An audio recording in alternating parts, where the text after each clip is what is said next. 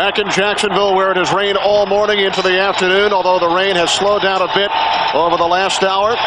Today's game is available in Spanish by utilizing your SAP button on your television. The Jacksonville Jaguars have won the toss. Two playoff teams a year ago. Steve Mariucci in his third season as 49ers head coach, and what a terrific job he's done. Record of 25-7, perfect at home during the regular season. And Tom Coughlin, in his fifth year, the only head coach in the history of the Jaguars. Playoffs the last 3 seasons. Jaguars will receive the opening kickoff. Reggie Barlow, one of the best in the business, Pro Bowl alternate as a kick returner last year.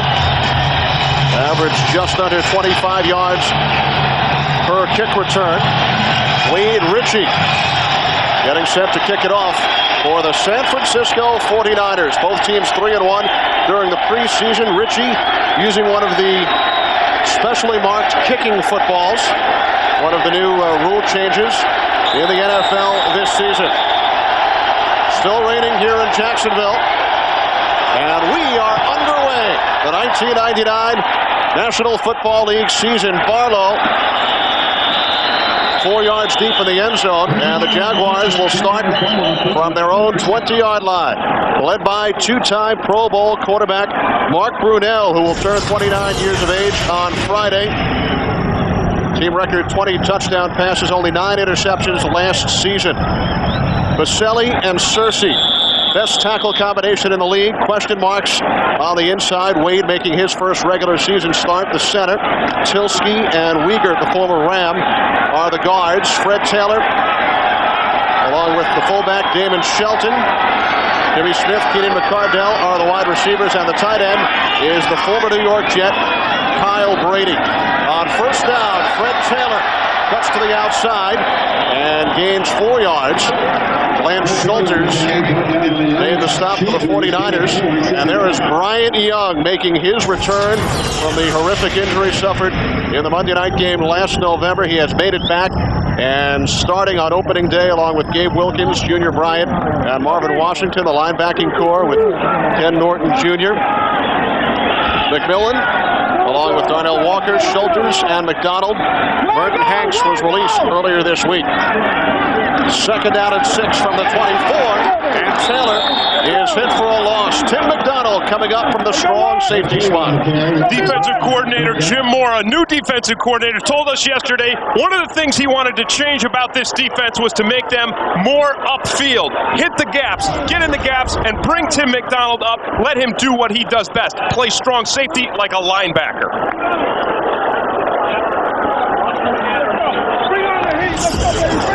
Charles Haley has checked into the game on third down for the 49ers. His first regular season action since 1996. Brunell out of the shotgun, 3rd and 6 with 3 wide receivers. Under pressure, incomplete. Looking for the tight end, Brady. If you talk about aggressiveness, it's third down and you bring the blitz. That is aggressive defensive play calling. It's exactly what Jim Mora told us he wanted to do. It's exactly what he's done. And that man there, Charles Haley, does more than give them a pass rusher. He is an inspiration. He's the only player in the National Football League that owns 5 Super Bowl rings. He said the reason he's here this year is to make it 6. R.W. McQuarters back deep, awaiting Brian Parker's punt. Parker from his own 10. And McQuarters will field it at the 37, and it is forced back. Terrific special teams effort by the Jaguars. Rich Griffith and Alvis Whitted, the backup wide receiver. 39-yard punt, a loss of 2 on the return, and there is Whitted who made the stop. So now Steve Young leads the 49ers onto the field, one of the all-time greats in his 15th National Football League season. Led the NFL with a career-high 36 touchdown passes a year ago. The men protecting Young, and Charlie Garner, the former Eagle, in the backfield. Play action on first down. Young can't find anyone, and he slides to the 40-yard line. A pickup of 4, perhaps 5 yards. Kevin Hardy in on the stop for the Jaguars. Looking to move up the charts defensively this year. Gary Walker coming over from Tennessee. Hardy with McManus and Martz. And in the secondary, Darnell Lake, the longtime Pittsburgh Steeler, who has gone to 4 Pro Bowls in 10 seasons. Young on second down as the 49ers keep it on the ground. And Seth Payne was the first one in to make the stop on Charlie Garner. Defensively, the Jacksonville Jaguars have 2 priorities. One is to put pressure on Steve Young. 2 is to stop the run. If they can keep the 49ers in a one-dimensional offense, then the Jacksonville Jaguars feel like they have a much better chance to win. I know that Steve Young, Jerry Rice, Terrell Owens, and J.J. Stokes is a tough order, but you'd rather have that than have that and a dose of Charlie Garner as well. 3 wideouts. Lawrence Phillips in for the first time as the lone back. Young on 3rd and 6. Bobbled by the tight end Chad Fann, a Jacksonville native. Donovan Darius on the coverage. And there you see the injury factor for the 49ers. Greg Clark, their starting tight end, is out. Chad Fann is the next best thing that the 49ers have. He does a nice job on that, almost gets himself open, but he's not able to pull that catch in. Reggie Barlow, who returned a punt 88 yards in a preseason game against Dallas last week. And rookie Chad Stanley, free agent out of Stephen F. Austin, with his first National Football League regular season punt. Barlow from the 15. And he is upended as he hit the 20-yard line. Only a 5-yard return, 45-yard punt by Stanley. Well, this isn't the beginning that you would expect from this type of game, Kenny. You would expect with these 2 kind of offenses that you wouldn't see 3 and out from one team and 3 and out from the other team. But so far, both defenses doing a nice job, playing aggressive, getting into the gaps and disrupting the other offense behind the line of scrimmage. Backup tight end Sean Bell is the injured 49er. So both teams punt on their first possession of the season. First down for the Jaguars from their own 20-yard line. Tavian Banks in motion. The handoff to Fred Taylor. And he picks up 1 yard on first down, so it will be 2nd and 9. Again, Tim McDonald in on the stop. Tim McDonald again. Now, a little history here over the past week. Merton Hanks, the free safety for so many years, a town favorite, a team favorite, was let go. He was replaced by Lance Schulters, a young player who showed the ability to hit in the preseason. The thing that Schulters gives them is another player that can stop the run as well as Tim McDonald. You'll see both of those guys up in the 8-man front today. Schulters making his first NFL start. Here's Taylor on the pitch back from Brunell. Forced out of bounds at the 25 by Winford Tubbs and Ken Norton Jr. after a gain of 4. When you talk about this Niner defense, again, you know, it is a new defense. Again, this was a defense that struggled last year. They didn't feel that they carried their part of the weight. Outstanding offense. They're in the gaps this year. There's not a lot of 2-gap up there. They want to let these guys, each man, get in the gap, and it makes it easier for the linebackers and the safeties to be more decisive as to where they need to fill. 3rd and 5. Jaguars went 3 and out on their first offensive series. 3 wide receivers. Brunell from the shotgun. Can't find anyone and is taken down. Jeff Posey, a second-year man out of Southern Mississippi. Well, this is a nice pass rush by Jeff Posey. He comes right around the edge of Leon Searcy, and that's no small feat. But I want to tell you this. The defensive secondary for the 49ers deserves a lot of the credit here because it takes Posey a little while to get there. Brunell has nowhere to throw. These secondary guys, the cornerbacks especially, Darnell Walker, Mark McMillan, looked down upon all during preseason because of their height, 5'7" and 5'8". But they did a great job of coverage on that play. Parker's punt nearly blocked. And it rolls out of bounds at midfield. So once again, excellent field position for the 49ers offense following the 32-yard punt by Parker. Well, so far, Kenny, this is exactly what the young defensive coordinator, Jim Mora, wanted to do. Jim Mora Jr., of course, his father, Jim Mora Sr., the head coach for so many years of the New Orleans Saints and now with the Indianapolis Colts. Mora, I believe, the youngest defensive coordinator in the league at the age of 38. So far, his players have really taken to that new scheme. Spent the last 2 years as the secondary coach. There's more right there talking with Tim McDonald, who is a coach on the field. First 49ers carry for Lawrence Phillips, back from the NFL Europe, where he was the offensive MVP. Well, the key to the 49ers run game really is going to be the guys up front. And again, you talk about injuries. We mentioned it right at the beginning of this game. They've struggled with injuries. Dahlm in the center, he had his knee scoped 2 weeks ago. Dave Fiore, the left guard, he had his knee scoped last week. So these guys are out there playing in pain, toughing it out, but they need to open up the holes for Phillips and Garner today if they're going to get that run going. So Phillips gained 5 yards on his first official carry as a 49er. Play fake to Garner. Here's Tommy Vardell out of the backfield, and he picks up the game's first down. A gain of 11. And this is why Steve Young is special, Kenny. He sees the whole field, and he has that sixth sense. You're going to see the blitz come from the backside. Lonnie Martz, the linebacker, watch him come from the right-hand side here. He's going to get Young, but Young has that sense. He dumps the ball up to Vardell just at the last second and makes this play. Tommy Vardell, by the way, not the greatest blocking fullback in the league, but has shown excellent hands and the ability to run after the catch. 4 wide receivers. The inside handoff to Phillips, tripped up after a gain of 3 by Ronaldo Wynn. It's interesting talking with both of these teams yesterday, both quarterbacks, Mark Brunell and Steve Young, and both of them said, you know, we want to throw the ball, we want to get the ball to our receivers. We also want to run the ball, not just to run it, but to keep the ball out of the opponent's hands. Each of these guys with tremendous respect for what the other offense can do. Try and eat up the clock. 2nd and 7, and the quick slant is caught by J.J. Stokes.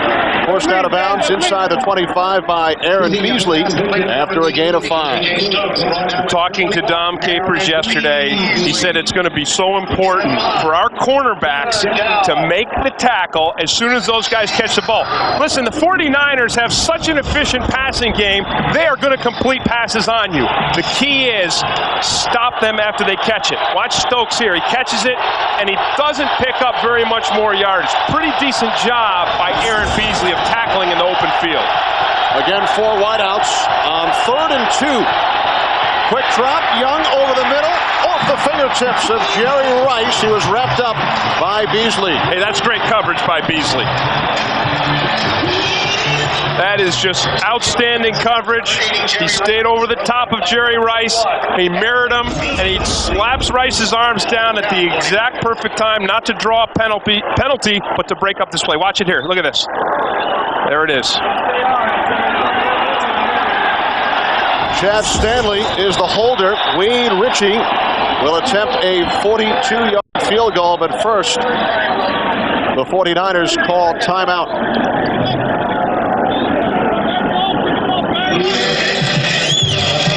The rain continues to fall here in Jacksonville. Do you think the weather benefits either club? I don't think so. You know, the old wisdom tells you that when it's raining and there's a soft track, it benefits the team that has the better run game. Well, that would suggest that Jacksonville has the edge because Fred Taylor, as I said at the very beginning of this game, I think has the physical tools to be the best running back in the National Football League. But both Steve Young and Mark Brunell have had outstanding passing days on wet days like this. 42-yard attempt by Ritchie, and it is good. So the 49ers draw first blood as they take a 3-0 lead over the Jaguars on the 42-yard field goal by Wade Ritchie. That was an ugly kick, but who cares? It still counts. Now Steve Mariucci doesn't give one hoot about a low driving kick as long as it gets through those uprights. So So both teams went 3 and out on their first possessions and a 5-play drive, setting up the Ritchie field goal. You know, the league has instituted a new policy with kicking balls this year. The kickers have 12 balls. They're not allowed to work them and soften them up at all. And I know it's going to have an effect on kickoffs, and I think you'll also see it have an effect on field goals like that one that Ritchie had to kick right there, because when you get a new ball and it's raining like this, that thing is incredibly slick. I mean, it's like kicking a fried egg. In the past, the kickers and punters would spend all week doctoring the footballs to their liking. Some of them were experts. Yeah, some of them would throw the football into the dryer at home and just let it rattle and rumble around, soften it up. And there you see the K right in the middle of that ball with a circle around it. That's a special kicking ball. And there are 12 available for each game. They come in a sealed box to the officials' room prior to the game.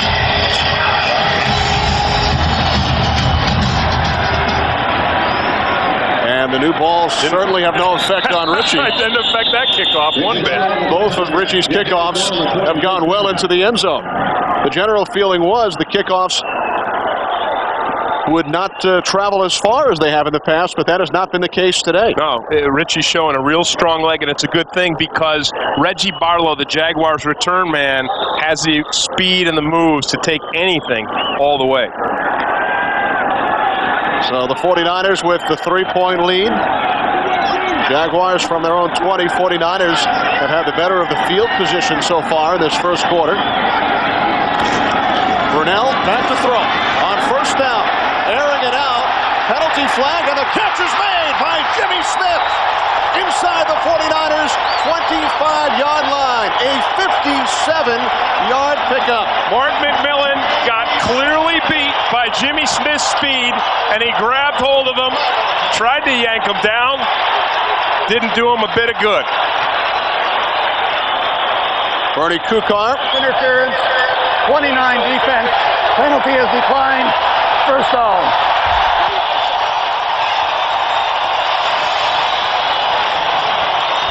49ers get caught in an 8-man front. Look at the left side of your screen. See Tim McDonald, 46? He runs up to build the 8-man front. That leaves Lance Schulters in the middle of the field, and Mark McMillan, man-to-man, with only help in the middle on Jimmy Smith. That is dangerous territory. Smith has the moves and the speed to beat you deep. Ken Norton Jr. says hello to Fred Taylor in the backfield. Ken Norton Jr. loss of 2, second down. And again, Kenny, going back to what we said, what Jim Moore wanted to give these guys, and it really is a wonderful thing for a linebacker or defensive lineman to say, hey, look it, here's your gap, you go get it. The ball is snapped, here you go. It lets them be so much more decisive, and it lets them get to the other side of the line of scrimmage. We've seen a lot of that today from this 49ers defense. Loss of 2 on the last play. 2nd and 12. Deep drop by Brunell, in trouble, dumps it off for Taylor, and he loses 2 more yards. Well, that was an outstanding tackle by Schulters. Pass completed to Fred Taylor, brought down behind the line by number 30, Lance. And that's no easy thing either, because Fred Taylor, as I said, he has it all. Fred Taylor has speed in the open field, and he has incredible elusiveness. So when he catches that ball out there, it's one-on-one, and Schulters did a great job coming up and getting right low on Taylor. Don't look at his upper body. Don't watch him shake his head, his shoulders. Go right at those knees and ankles and wrap up. 3rd and long, 3rd and 20. Brunell with time. And the catch is made by Reggie Barlow, the 3rd wideout for the Jaguars, but not nearly enough for the first down. And that's just smart play by Mark McMillan. Mark McMillan, a very buoyant personality. We talked to him yesterday, and he's gone through, like, he's 5'7", so everyone talks about how short he is. He said, hey, I wasn't short until I got to the NFL. When I played at Alabama, there were a lot of other short guys. They call him Little Mac. And he thrives on it. And here's Mike Hollis, the most accurate field goal kicker in league history. At over 81%, this a 41-yard attempt. And Hollis has tied the score. He has now hit 19 in a row. his last 18 last season. And Hollis ties the game at 3 with the 41-yard field goal.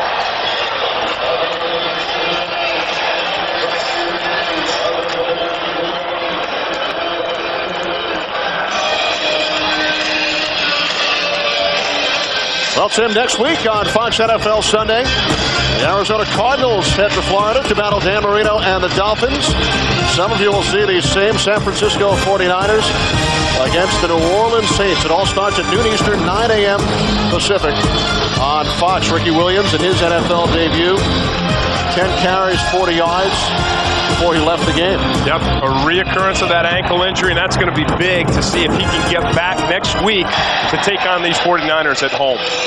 Saints beat the Carolina Panthers today, 19-10, so Mike Ditka's club off to a 1-0 start. Now, I think the Saints are going to be a good team this season. I think they're going to be a team that can be in the playoffs. It's going to be a wild card contender. They've got an offensive line that I think is as strong and as powerful as any. Kyle Turley, the right tackle, Wally Williams they brought in through free agency. These guys are big, tough, and mean. And if Ricky Williams gets healthy, they're going to have a run game. The 57-yard Brunell to Smith. Pass, the big play during the scoring drive. This is R.W. McQuarters across the 25, still on his feet. Taken down after a 38-yard return by Jason Kraft. R.W. McQuarters on the carry, brought down by number 29. Hey, this is just outstanding blocking here by this 49ers return team. I mean, McQuarters has the speed, he's got the vision, but watch it here. You're going to see Jaguar special teamers all over, knocked on the ground, cut down, blocked out of it. So that's a nice special teams play, an all-around team play. And Tim, the 49ers again come out with 4 wide receivers on first down. Young's pass to Rice, his first reception of the season, and the 1,140th of his career, which extends his league record. Hey, that was a nice job by Fernando Bryant. I guess, look, I know Steve Young connected to Jerry Rice on that slant pass.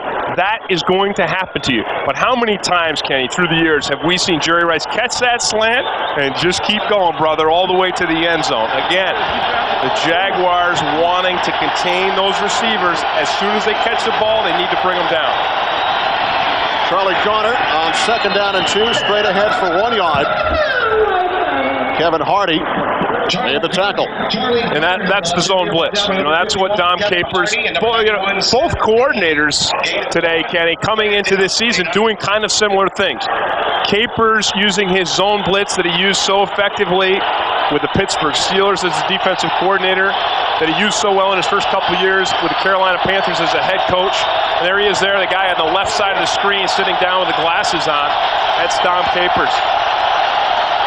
3rd and 1. Lawrence Phillips bottled up, and the Jaguars defense has stopped them. Wow.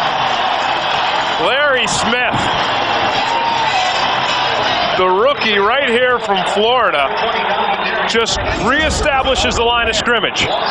He's on the right-hand side of the screen, 94, Larry Smith. He just pushes right into the backfield, and then Donovan Darius comes up, the strong safety. He is an aggressive, strong young player, and he's from Syracuse.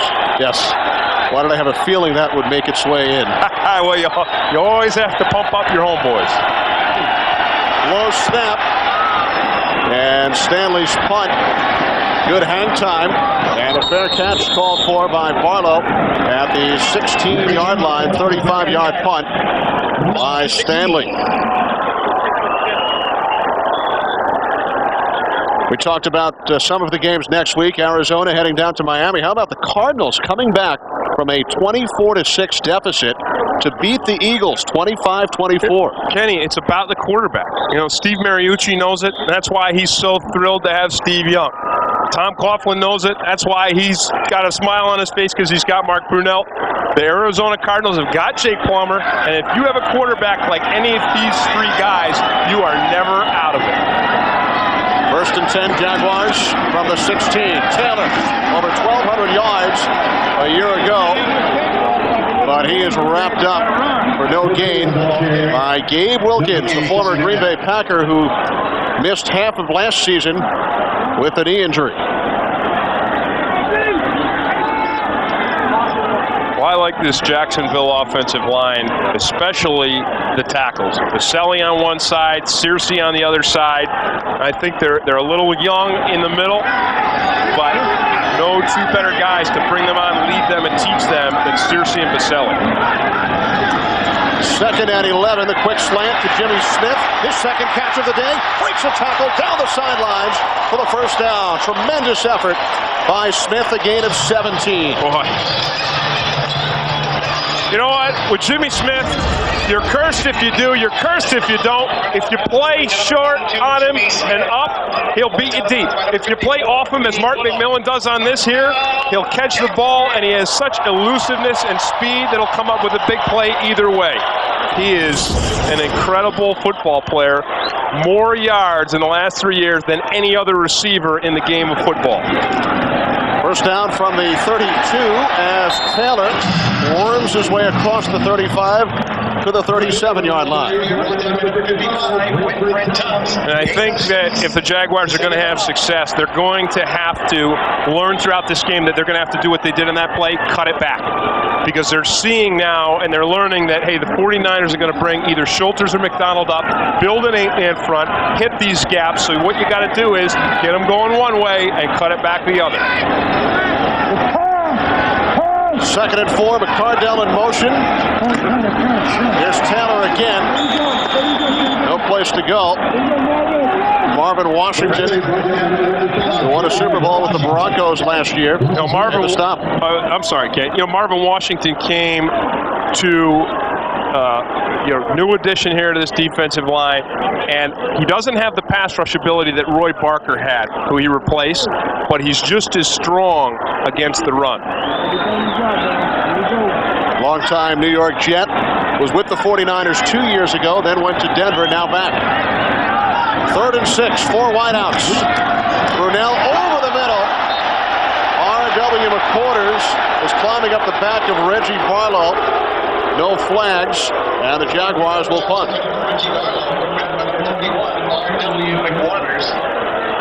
When we talk about the importance of a quarterback, and Tom Coughlin loves Mark Brunell, one of the things we wanted to do, and we've seen it so far here today, 3 steps with Mark Brunell. Drop him back and get rid of that ball quickly so that he doesn't have to take the sacks and take the hits and take a chance of injuring Mark Brunell. Barker from the 25, good kick. And it rolls into the end zone. A 64-yard punt by Brian Barker. First down, 49ers at the 20. Kenny, this team, if the Jaguars are going to go to the Super Bowl, if they are going to be the team from the AFC, they need this man, Mark Brunell.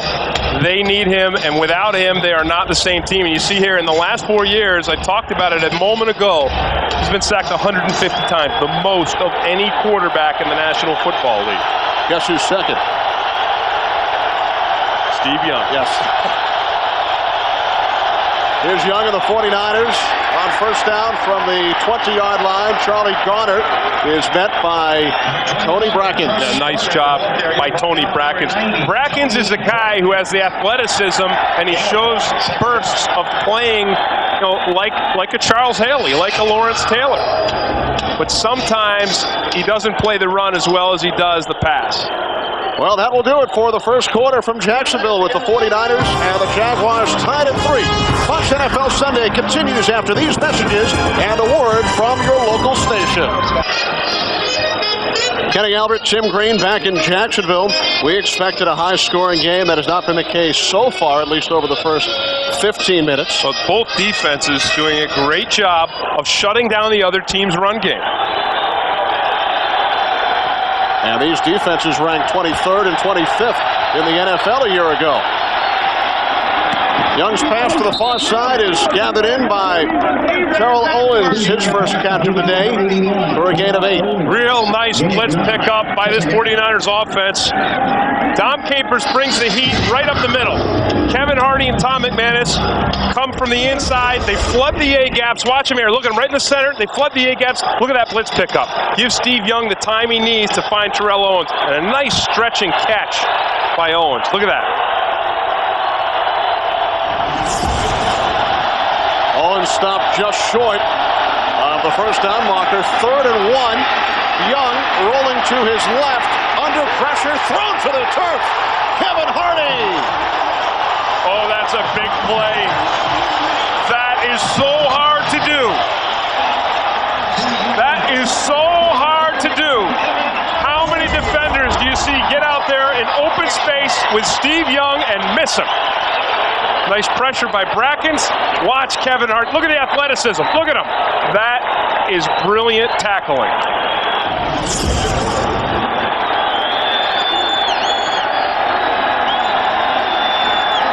So the rookie Chad Stanley getting set to punt for the 3rd time. Reggie Barlow in single safety.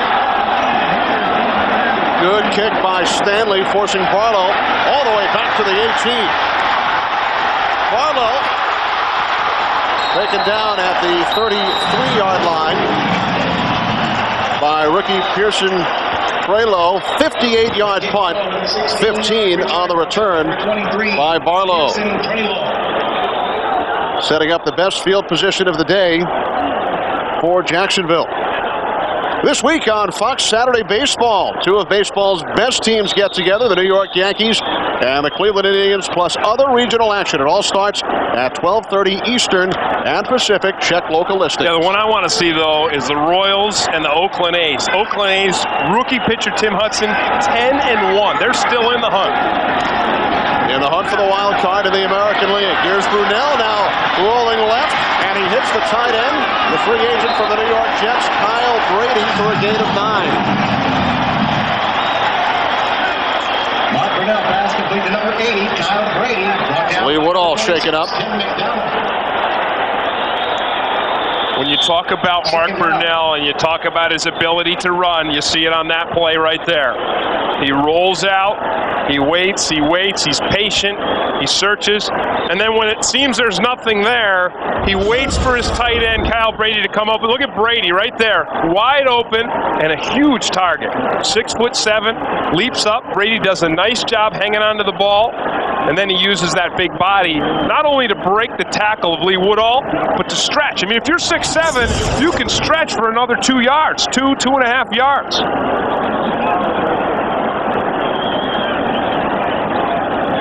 Woodall, the 2-time Pro Bowl linebacker for the 49ers.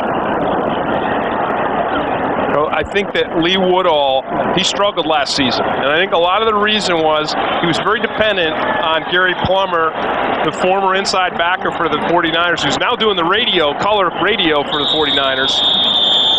And Plummer really worked hard to help Woodall and help him and coach him out on the field. And I think when Woodall lost that, he lost a little bit of his game. 2nd and 1 for the Jaguars from the 43. Fred Taylor close to the first down marker. Marvin Washington made the tackle. Area brought down by number 95, Marvin Washington. Timeout for a measurement.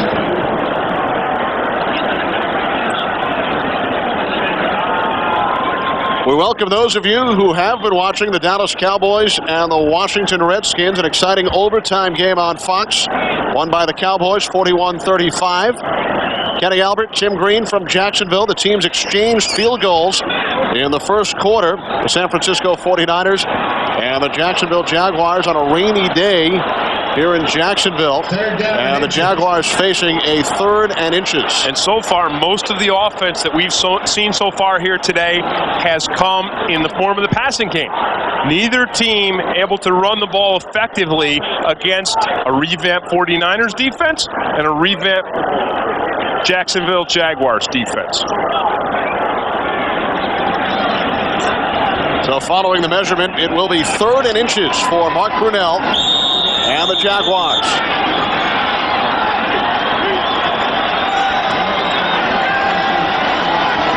Double tight end set.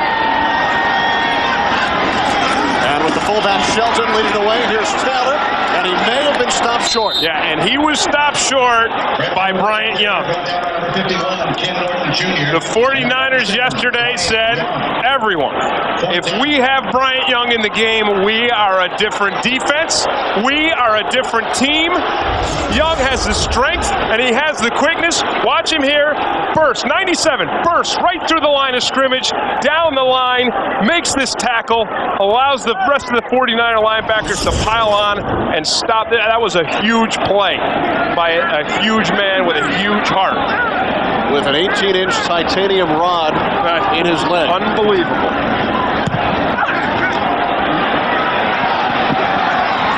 Walker's punt is a fair catch by R.W. McQuarters, 47 yards on the punt.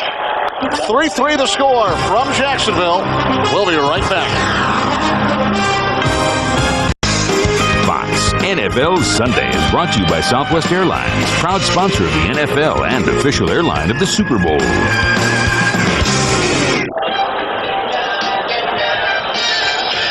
Back in Jacksonville, 49ers and the Jaguars tied at 3. San Francisco will start deep in their own territory. Kenny, neither team really able to move the football. Total first downs only 3 and 7 punts. Not what you would expect from these two teams with these two quarterbacks and these two teams receiving for it. But there is still a lot of time left. Oh, yeah. But really, you have to credit both defenses. 48 offense, 5-yard penalty, still first down. False start. Tight end Tony Klein. So this will push the 49ers even deeper.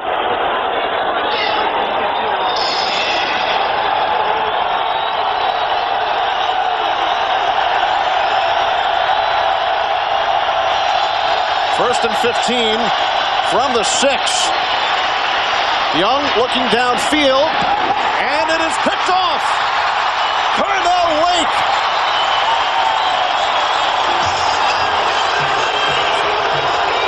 But he trapped it. So it will be second down for the 49ers. Steve Young gets away with one here. Here come the Jaguars. They put the pressure on Young. Young's got the mobility to get himself outside the pocket. Tommy Vardell did a great job getting open downfield. And Young does the very difficult thing of trying to throw across your body. Carnell Lake was just waiting for it. Great reaction by Lake. And Tom Coughlin may challenge. They may head up to the instant replay.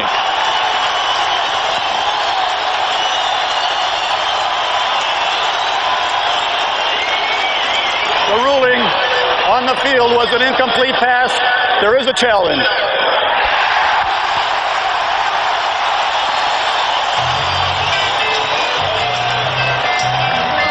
Well, we've only got one angle of it, so we're going to take a look at it. Now remember, for the play to be overturned, for the call on the field to be overturned, there must be conclusive visual evidence, indisputable visual evidence that the call on the field was in fact wrong.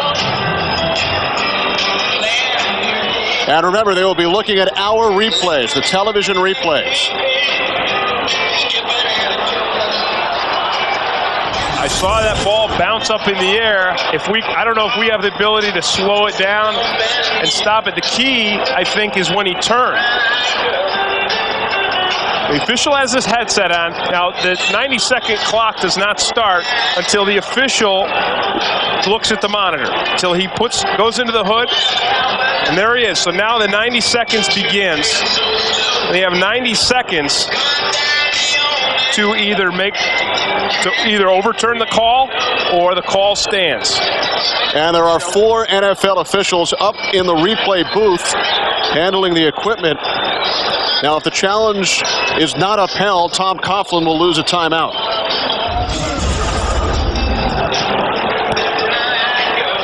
Take another look at it. The key is when Lake spins around, because the ball does come out. The question is, see, there it is. It's loose.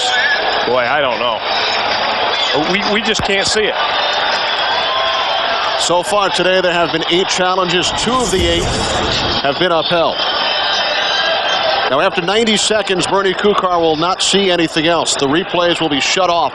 He has 90 seconds to make a decision. If it's not conclusive, the call stands. I think this call is going to stand.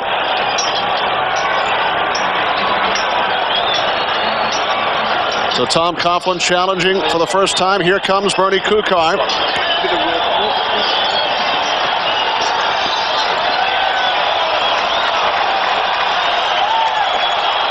After reviewing the ruling on the field, the play stands as called incomplete.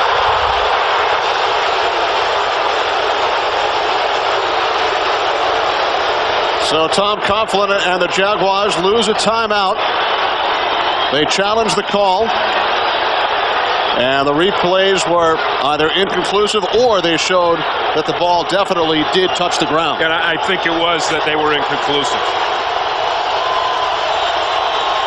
Crowd obviously not happy about the call. 2nd and 15, 49ers from the 6-yard line as Young throws it out of bounds. Well, Steve Young looks like he's being affected by the rain. Now, instant Jacksonville replay rule. was charged with a timeout. Before the 2 minutes of each half, each team has 2 challenges per game. So Coughlin used 1, they don't have another. They weren't successful, they lose a timeout. Inside 2 minutes, the replay official up in the booth, he institutes the reviews, and he can do it as many times as he wants. And the referee, as we said, he'll make the calls within 90 seconds of beginning the review. So Jaguars have only 1 challenge left, and they lose a timeout. 4 wide receivers. Young scrambling along the goal line, a penalty marker, and is this one picked off? Jaguars think so. Aaron Beasley, it was.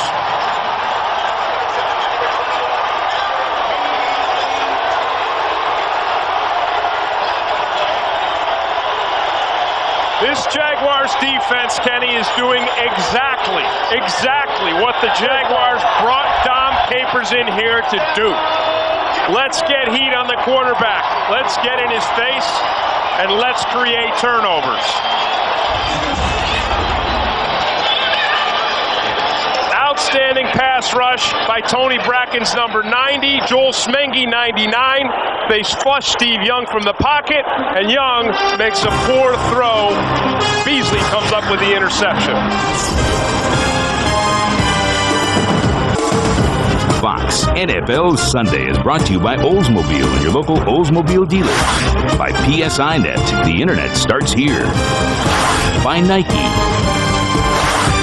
And by the brewmasters at Budweiser, who remind you that fresh beer tastes better.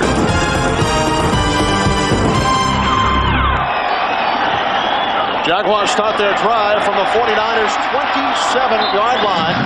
And a nice catch made by Kyle Brady, his 2nd of the day, as he slipped a gain of 4. And so far, Kyle Brady doing what the Jaguars wanted him to do. A lot of people said, whoa, they paid too much money for Kyle Brady, free agent from the Jets.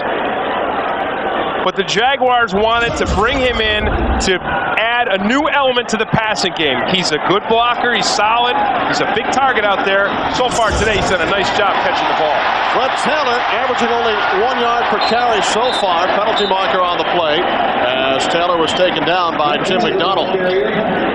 Taylor only 10 yards on his first 10 carries. You know, Taylor has incredibly deceptive speed. When he gets out in the open field, he doesn't look like he's moving that fast, but man, is he moving. Holding, 80 offense, 10-yard penalty, still 2nd down. That's Kyle Brady, and it was clearly a holding, and that play was clearly what sprung Fred Taylor to the corner. Watch it at the top of your screen, the left-hand side there. Watch Brady. He's blocking the linebacker. He gets his hands on. Watch it here. Look at this. There's the tackle. I mean, he just flat out tackles Anthony Peterson. It's a nice call by the officials.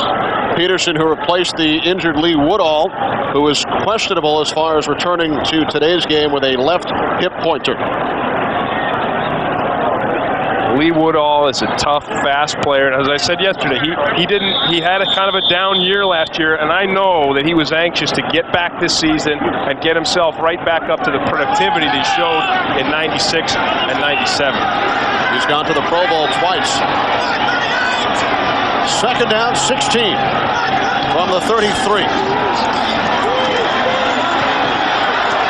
Brunell's pass is deflected, and then the catch was made by Zach Weger, the right guard, after the tip by Junior Bryant. Outstanding job by Junior Bryant. You know, if you ask anyone in this 49ers organization, you say, who's the unsung hero? Almost everyone will reply, hey, it's Junior Bryant. He does all the right things at all the right times. He reads the offense. He knows where to be. He's always in the right spot, and he's in the right spot on that play. So Weger, the former Ram, credited with his second career reception, but a loss of 3. An important play by Weger, because if he doesn't pull it down, you know, that's interception territory for the 49ers. Brunell on 3rd and long, steps up, looking for Jimmy Smith. Incomplete. Beautiful job by Darnell Walker. Great body position. He gets deep. He stays right over the top on Jimmy Smith. He stays to the inside. This is just disciplined play by a cornerback. You know, we know Smith is a deep threat. And look at the body position here. Look at that. Perfect. Walker put himself in better position to catch that ball than Jimmy Smith did. That's a big series for the 49er defense to come in after the interception and shut the Jaguars down without a score. And the Jaguars unable to keep it out of the end zone. 36-yard punt by Parker. 9:17 to go. First half. We are tied at 3. Fox NFL Sunday is brought to you by Visa, the preferred card of the NFL. Visa, it's everywhere NFL fans want to be. By Dr. Pepper and your local Dr. Pepper bottler. Dr. Pepper, this is the taste. By E-Trade, it's time for E-Trade. And by GMC, do one thing, do it well. Back in Jacksonville, 49ers and the Jaguars tied at 3. Only 3 first downs in the game combined. Charlie Garner taken down a yard behind the line of scrimmage. Garner coming over to the 49ers after 5 years in Philadelphia, along with Lawrence Phillips, looking to replace the injured Garrison Hurst. And I don't think Charlie Garner is a bad replacement either. If you look at Charlie Garner's career, when he's out there and playing, when he was with the Eagles, he had some fine football games. I mean, he had a very high average per carry. Young on 2nd and 11. Here's Phillips out of the backfield, spins across the 25-yard line, a gain of 5. And now for an NFL update, let's return to James Brown at the Fox Network Center in Los Angeles. Kenny and Tim, Dallas comes back from 21 down to win it in overtime. Aikman, 76 yards to Rocket Ismail. The safeties bit on what they thought was going to be a run play. Troy Aikman, first ever 5-touchdown game. Back to Kenny and Tim. Hey, JB, I don't know who said it, if it was Chris or Terry or Howie, but those guys are right. As long as you've got Aikman and Irvin and Emmitt Smith, you got a team. Young intended for Rice. Big hit along the sidelines by Mike Logan.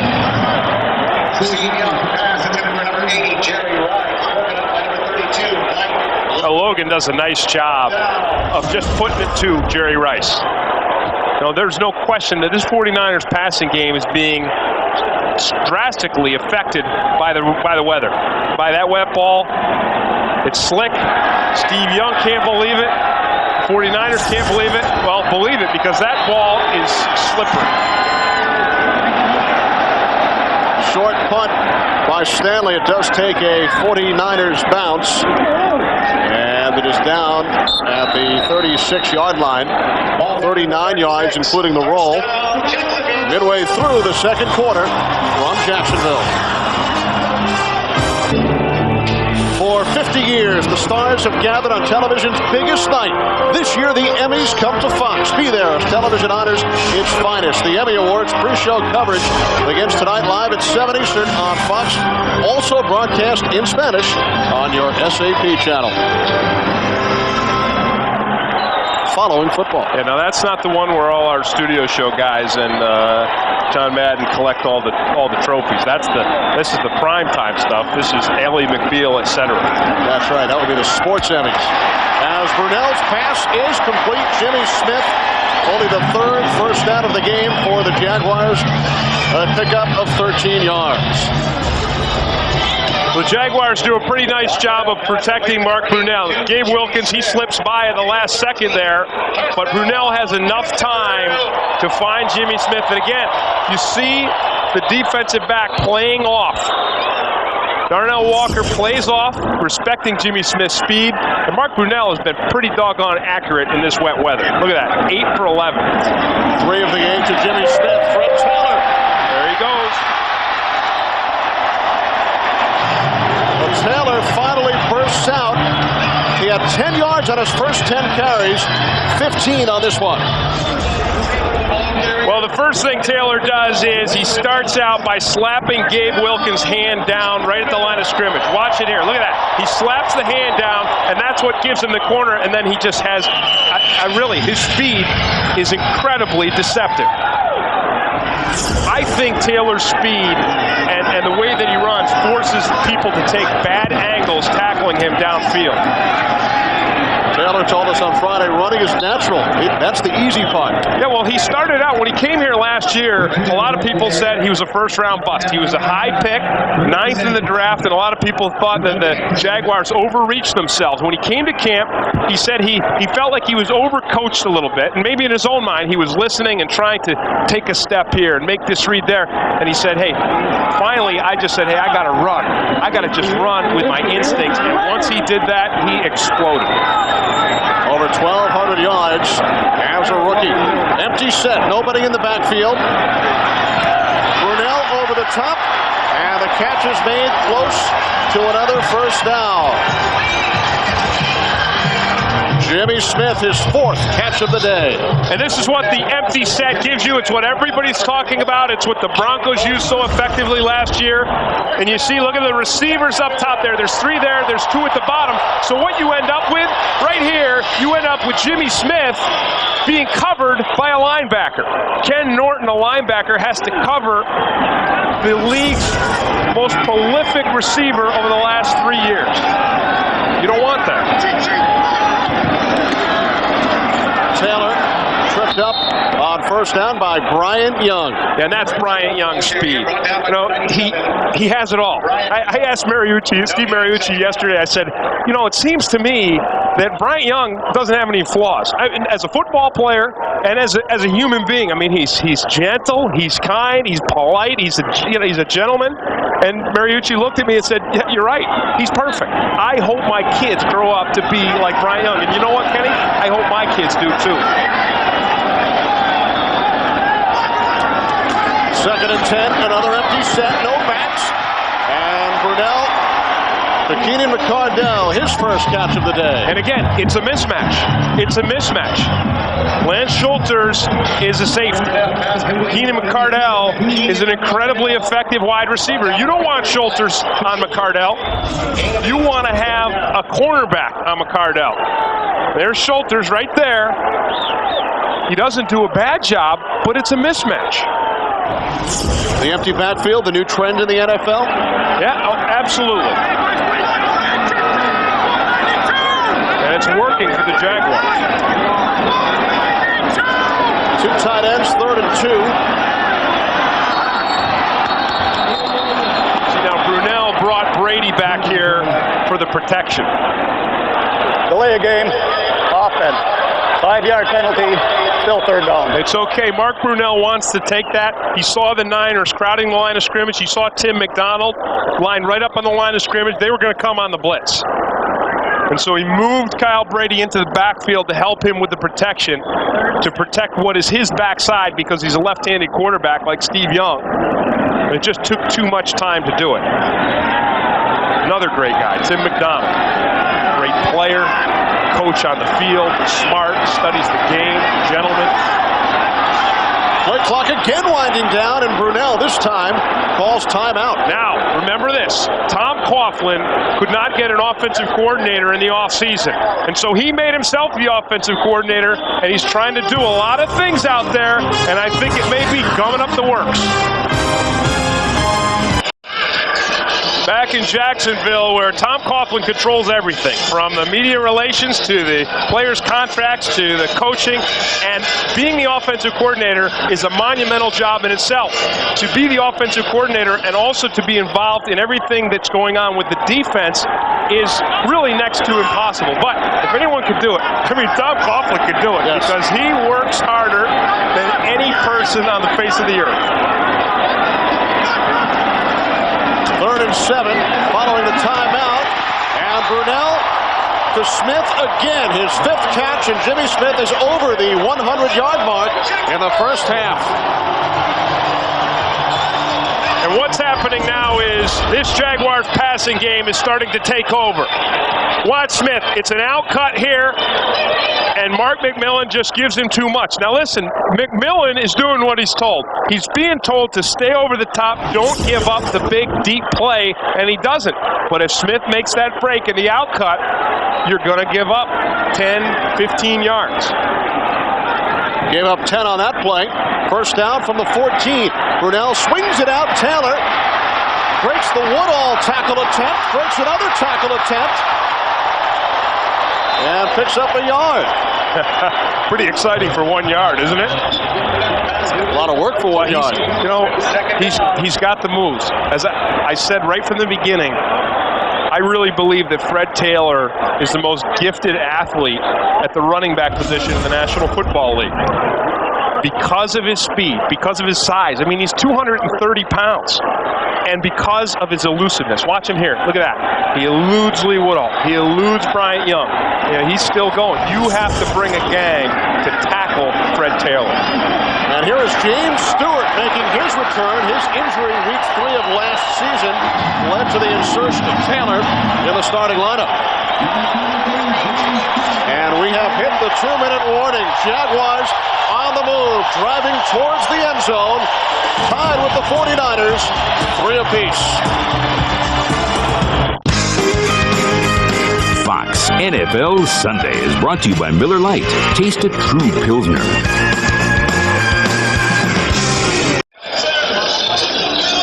Well, Tim, our crew giving the extra effort in the rain here in Jacksonville. Yes, they are.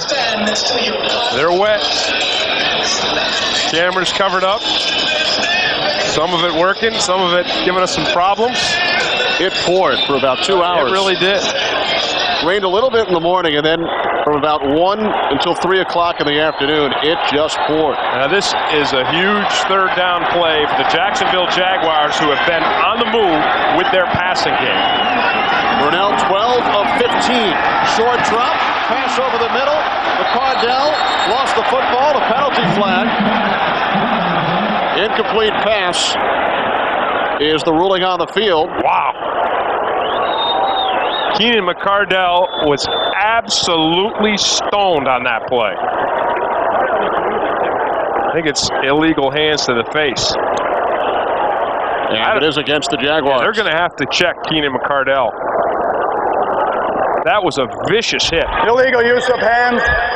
71 offense. Hands to the face. Penalty is declined. 4th down. That's Tony Baselli. Well, let's take a look at the hit Winford Tubbs puts on Keenan McCardell. That was brutal. Now here's the penalty. Here's Baselli right here, and he gets his hand. Actually rips Gabe Wilkins' helmet right off of his head. And now Mike Hollis, who hit from 41 earlier, will attempt a 27-yarder. And the play was blown dead before the snap. Penalty markers.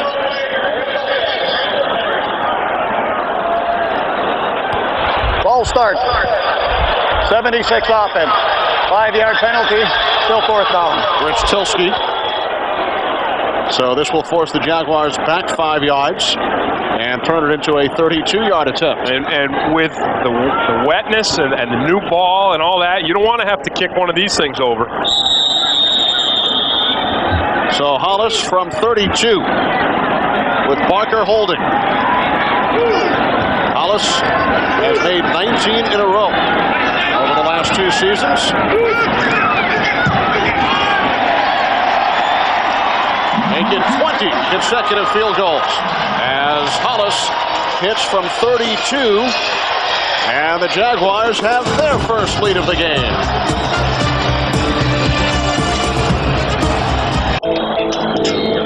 6-3 Jaguars lead. Jacksonville kept 3 kickers on the roster. Steve Lindsay, the kickoff specialist. Mike Hollis handles the field goals and the extra points. Steve Lindsay cut by the 49ers in training camp last year. And he learned that he made the Jaguars club this year, Tim, on the team website. Read about it on the internet. That's progress. That's Y2K football. R.W. McQuarters thought about coming out and then went down to one knee. So the 49ers with 1:49 remaining in the first half, trailing by a field goal, will start from their own 20. First and 10 upcoming for the San Francisco 49ers, who led the NFL in offense last year. So far today, 1 first down, 47 total yards. Yeah, the wet ball is affecting the 49ers passing game, but it's not affecting the Jaguars passing game. That doesn't mean Steve Young can't turn the whole thing around in a 2-minute drill. 3 wide receivers, the handoff, Charlie Garner finds a hole across the 35, still on his feet, Garner to midfield. Charlie Garner. What a run! 37 yards. Unbelievable. 25, Charlie Garner, the ball carrier. Charlie Garner looked like he was part of a video game. J.J. Stokes is down. Looks like he got a finger in the eye or something in the eye. But this is why I said earlier that Garner is no slouch as a replacement for Garrison Hurst. Watch him. Once he gets through the line of scrimmage, watch the multiplicity of moves. Look at him. Watch him shaking here, missing a guy there, shaking. I mean, the 49ers, they do a great job. Those offensive linemen, the running backs, there's where Stokes gets hurt. The wide receivers getting downfield, blocking, and Charlie Garner gets the San Francisco 49ers offense on the move. 49ers wide receiver J.J. Stokes poked in the eye during Charlie Garner's 37-yard run. Coming up on the Visa halftime report, JB, Terry, Howie, and Chris with scores and highlights from around the NFL. And our Fox Sports ticker will have up to the second stats. Coming up on the Visa halftime report. First down in Jaguars territory. Young pulls it in, takes off, and has another San Francisco first down, a gain of 11. If you can't do it in the air, go ahead and do it on the ground. Steve Young showing why he's so special. Niners offensive line on that did a great job of picking up the Jaguars blitz. Jaguars with 3 defensive linemen right now. Niners with a hurry-up offense as the catch is made by Owens. 3 plays, 3 first downs. Now this is what you expect from the San Francisco 49ers. In the first 20 plays of the game, only 47 yards. After a 37-yard run by Charlie Garner, Steve Young is on the move again.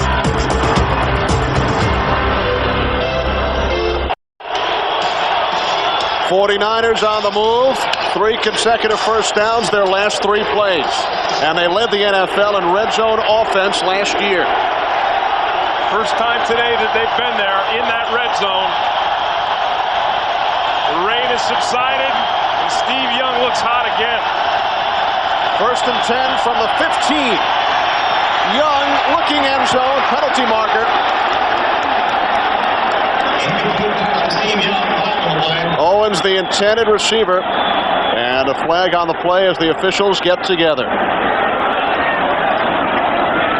Pass interference, 37 defense, first down. Carnell Lake covering Terrell Owens across the middle of the field. Lake, a safety who's played cornerback, a great example by the way he works, the way he leads. You see him right here. There's Owens. He hooks him right around the waist. Beautiful call by the officials because, for everyone who thought that was a bad throw by Steve Young, it was a perfect throw. The timing was perfect, but for Carnell Lake hooking Terrell Owens around the waist, that's a 49er touchdown. First and goal from the 5. Garner with Vardell in the backfield. Rice in motion. Young looking Jerry Rice's direction. Second and goal coming up. You don't see miscommunication and mistiming between Steve Young and Jerry Rice very often, but we've seen it a couple times here today. Of course, Jerry Rice wasn't involved in any of the games, any of the preseason games. And, he said during this week that he was worried about the chemistry between him and Steve Young not being able to get involved in those preseason games. 3 wide receivers, Phillips in motion. Young taken down, lost the football, and the Jaguars have recovered. Ronaldo Wynn recovers the fumble. Defensive coordinator Dom Capers calls the play.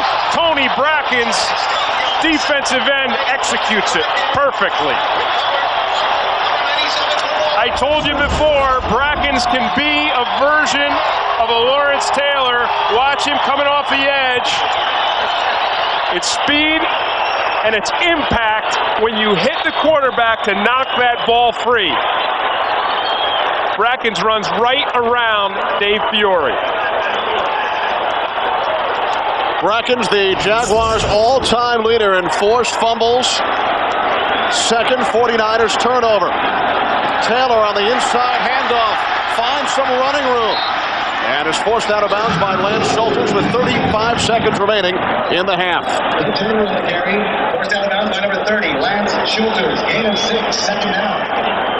Tony Bracken just using using speed, the body lean.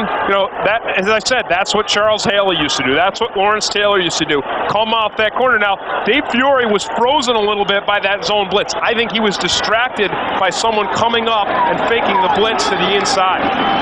On second and 4, here's Taylor once again. Remember, the Jaguars have only one timeout remaining. They lost one when they challenged the replay. Well, the Jaguars right now just want to run this clock out. They feel extraordinarily lucky to escape having the 49ers score. And now Carnell Lake's pass interference penalty turns out to be a brilliant move, because instead of the 49ers having a touchdown, they get the penalty and a first down on the 5-yard line.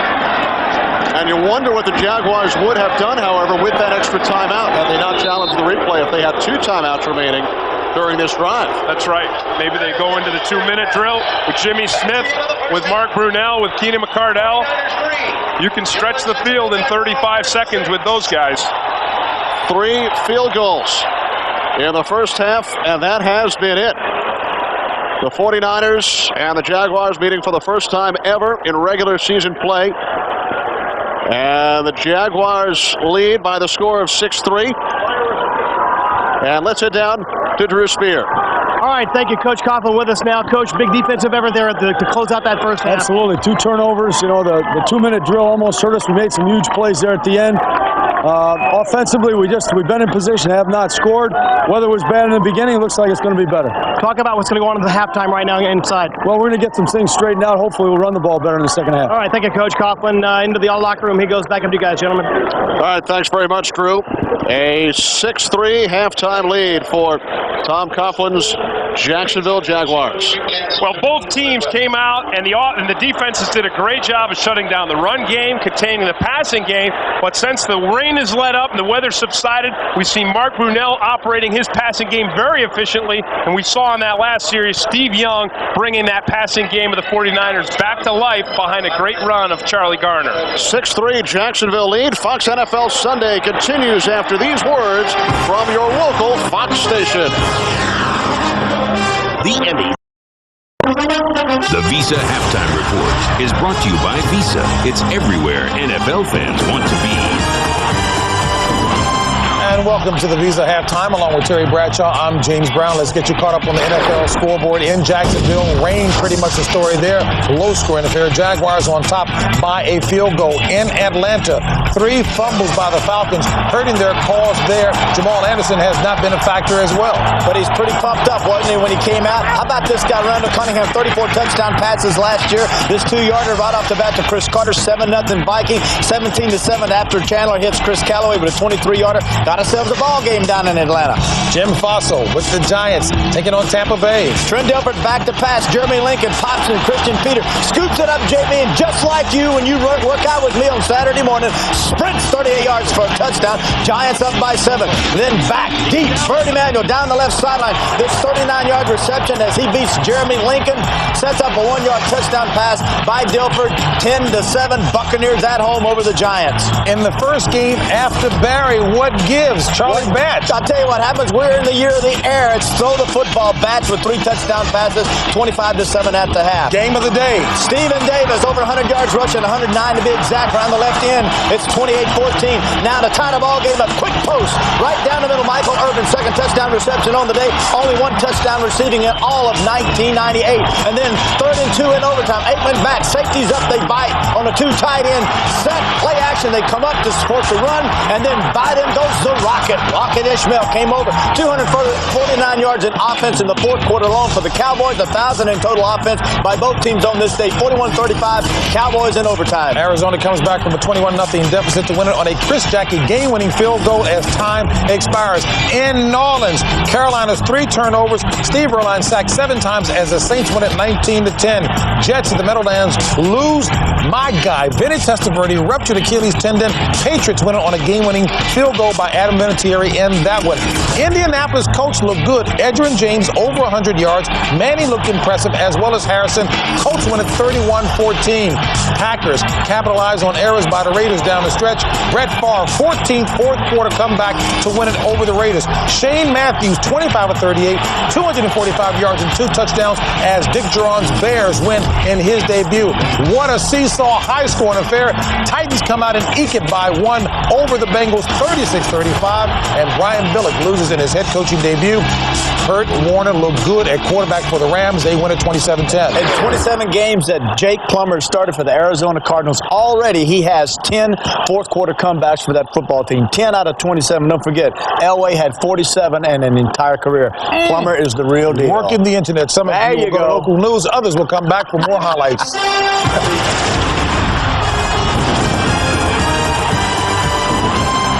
Welcome back to the Visa Halftime. Along with Terry Bradshaw, I'm James Brown. Let's get you caught up starting at the Meadowlands. Vinny Testaverde back, hands off to Curtis Martin. He fumbles. Testaverde goes after the fumble, stops, grabs his left Achilles heel. It's a ruptured Achilles tendon. He is out for the year. One of the keys last year was the injury season in which the Jets were virtually injury-free. Vinny Testaverde gone for the Jets for the rest of the year. Now, back, Drew Bledsoe floats one over the middle. There, linebacker Brian Cox of the Jets picks it up. He goes 27 yards, touchdown, Jets 28-27, and with time running out, kicker Adam Vinatieri hits his 23-yard field goal for the win. New England 30, Jets 28. Back goes Doug Peterson, finds Luther Broughton, screen pass, 15-yard touchdown, 21-0 Philadelphia. Plummer back, over the middle. Rod Moore been gone all year. Into this game, 20-yard touchdown, 24-22 Philadelphia. And then with 4 seconds left on the clock, Chris Jackie hits this 31-yarder. It's Arizona 25-24. In New Orleans, Ricky Williams, remember, coming into this game, not 100%, an injured left ankle, high left ankle sprain. Has to leave this game, comes back in, leaves again. But then Billy Joe Holman, back, Keith Poole, down the sideline, great catch, 67 yards later, Saints touchdown, point after, no good, Saints win 19-10. George Seifert loses his first game as head coach of Carolina. Brett Favre, Packers versus Raiders, hits that thumb, re-injured his right thumb, but does he give up? No sirree. Favre finds Tyrone Davis, but the catch is ruled incomplete. Packers challenge. The challenge is upheld. This led to a Favre to Bradford touchdown, 21-24. Oakland by 3. And then 82-yard drive, no timeouts. Favre to Jeff Thomason. 1-yard touchdown, 28-24. Packers over the Raiders. instant replay helped Green Bay there. I know you don't like it. Are you slightly changing your mind? No, I did not think so. But it's good. It's good television. Visa Halftime will continue after this. 6-3 halftime lead for the Jacksonville Jaguars over the San Francisco 49ers from Jacksonville. As we welcome you back, Kenny Albert with Tim Green. The weather, the rain certainly contributed to the low-scoring half. Well, no question. Neither team doing a great job running the ball. Both defenses, new defenses here, playing aggressive styles, getting in the backfield, tripping up either team's running back. Mark Brunell doing a better job with that wet football than Steve Young. But right before the halftime, we saw a beautiful run by Charlie Garner. We saw Steve Young start to get his rhythm back, throwing that ball. Now the conditions have dried up substantially since, and I think we're going to see a wide open passing game from both teams in the second half. And then the key sack of Steve Young by Tony Brackens, leading to the 49ers turnover. As we take a look at the first half numbers. Well, as I said, you don't see too much on the ground. Now the 49ers have 64 yards, but most of that came from a 37-yard run by Charlie Garner, which was beautiful. And you see the 49ers passing yards, there's a huge disparity. 38 to the Jacksonville Jaguars, 120. Again, Mark Brunell doing a better job with the wet ball, but it's a dry ball, so that may change in the second half. 49ers also with 2 turnovers and a substantial difference in the time of possession. Jimmy Smith has been absolutely outstanding, over 100 yards, and he has given Mark McMillan, the 49ers cornerback, absolute fits today. 5 receptions for Jimmy Smith, his 16th career 100-yard receiving game. As Steve Lindsay gets set to kick it off, and we are underway in the second half from Jacksonville with the Jaguars leading by 3. This is R.W. McQuarters across the 25, still on his feet. McQuarters across the 30, and he is angled out of bounds, dragged out, and a late flag. Tavian Banks made the stop, a 36-yard return by McQuarters.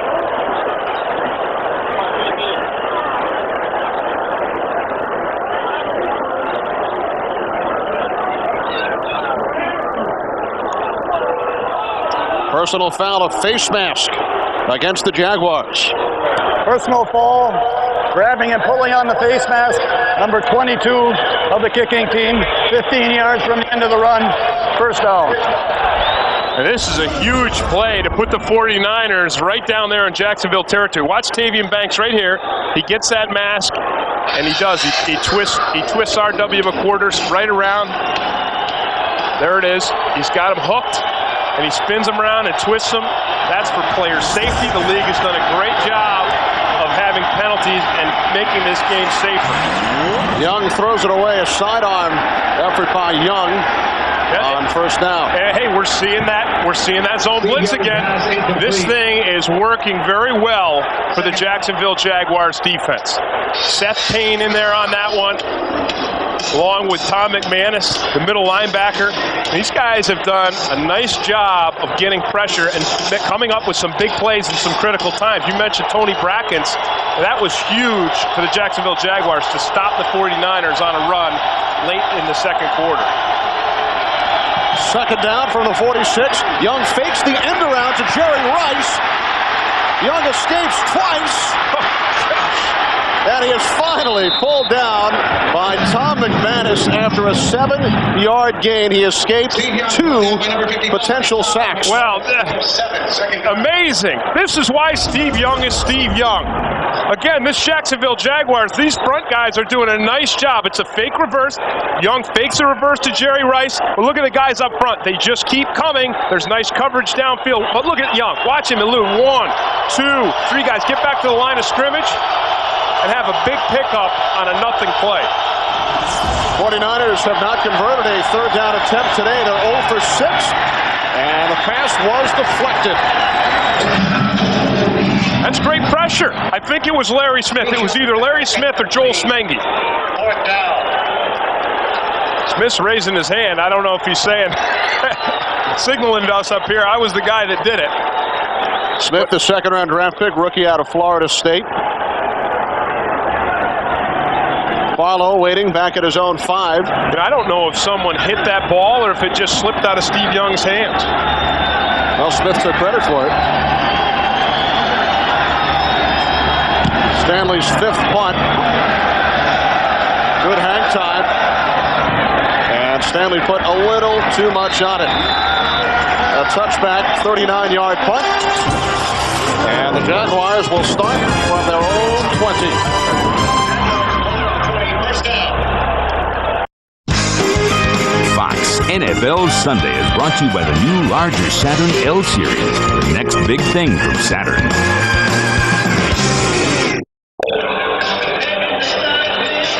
Jacksonville Jaguars leading 6-3. Jaguars among the favorites in the AFC. And how about the Jets losing Vinny Testaverde for the season? You never like to see another player injured, but that certainly builds the case for the Jaguars being the favorite team in the AFC. No Elway in Denver, no Testaverde in New York. There is a Brunell in Jacksonville as he makes the connection with Keenan McCardell for a gain of 9. The Jaguars really, they're starting to go to work on these 49er cornerbacks, and it's happening. I mean, it's happening for Brunell. He is now 13 of 17.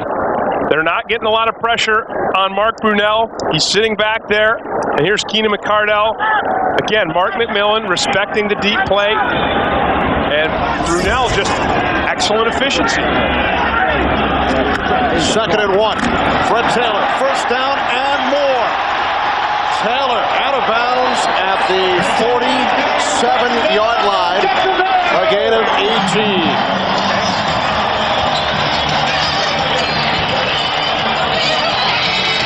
Remember how I said Fred Taylor's speed is so deceptive, it makes people take bad angles? R.W. McQuarter's 21 right here. Watch the angle he takes on Fred Taylor. You see that? He takes a bad angle because Taylor is much faster than he looks. From the 47, Taylor cuts it back inside and is bottled up.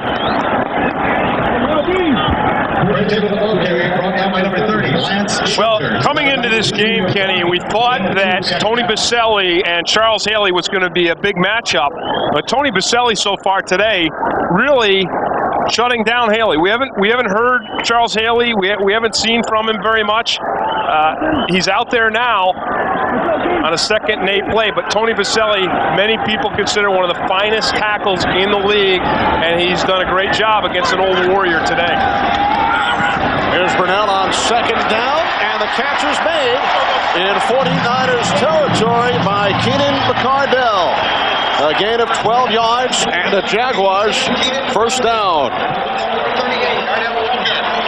And Mark Brunell has this thing working. It starts with the protection, though. Watch Baselli. Here's Baselli. He passes off Charles Haley to Tilsky, comes back outside, blocks Junior Bryant. Mark Brunell has plenty of time, and his receivers are starting to gnaw on these 49er cornerbacks. 1st and 10 from the 39. Here's Taylor. Tim McDonald made the stop after a 1-yard gain. Well, we've heard the comparisons through the years. Mark Brunell, Steve Young, left-handed quarterbacks. They both wear number 8, playing against each other for the first time today.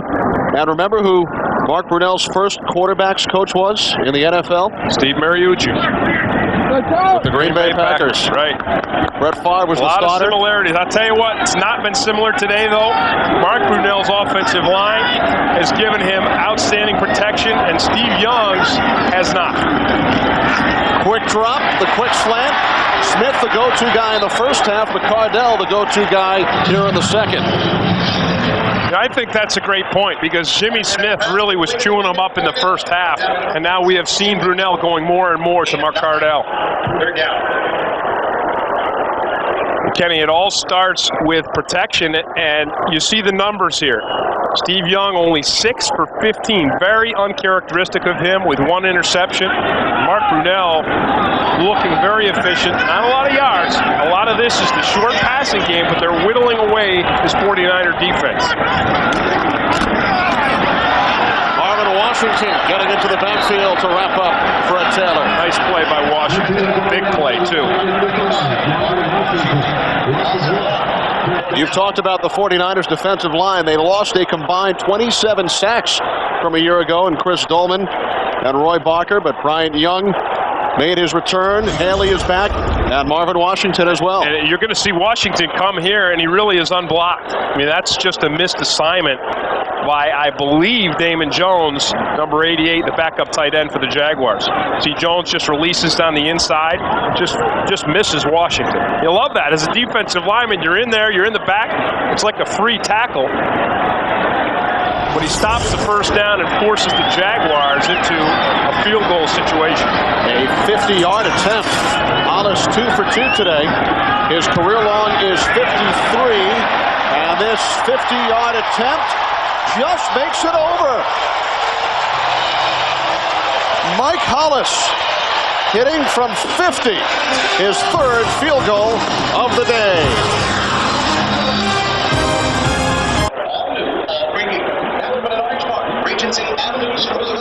Back in Jacksonville, the Jaguars on top 9-3 after a third Mike Hollis field goal. Fred Taylor looked like he was shaken up on the last offensive play, but he seemed to be moving around pretty well on the sideline. Lindsey's kickoff is taken by McQuarters from the 4. Big return last time. He fumbles.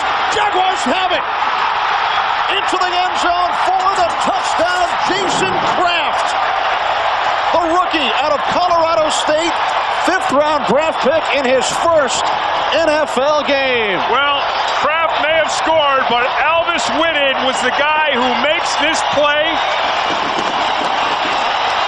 The 4th wide receiver for the Jaguars, a man who has pure speed. And he shows pure speed on this play here. Watch Whitted, number 86. He's going to come from the left-hand side of the screen. Look at his speed. He runs McQuarters down, slaps that ball out of there. And that is the kind of play that turns the tide of a football game.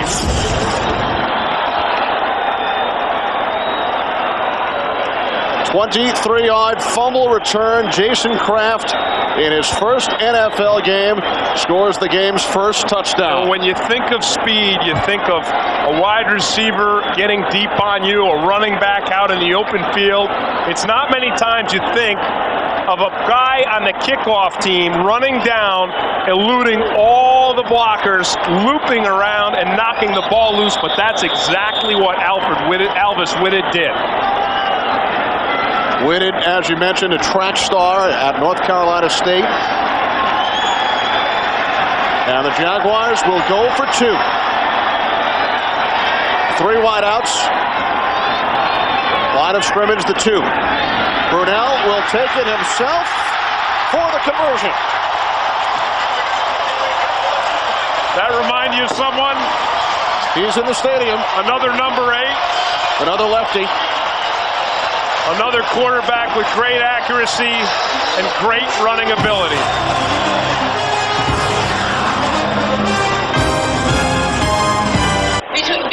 Back in Jacksonville, where the Jaguars are on top 17-3, I want you to watch Elvis Whitted appear in the right-hand side of the screen. This is like chain lightning. Look at the speed that he uses to track down R.W. McQuarters, spring that ball loose.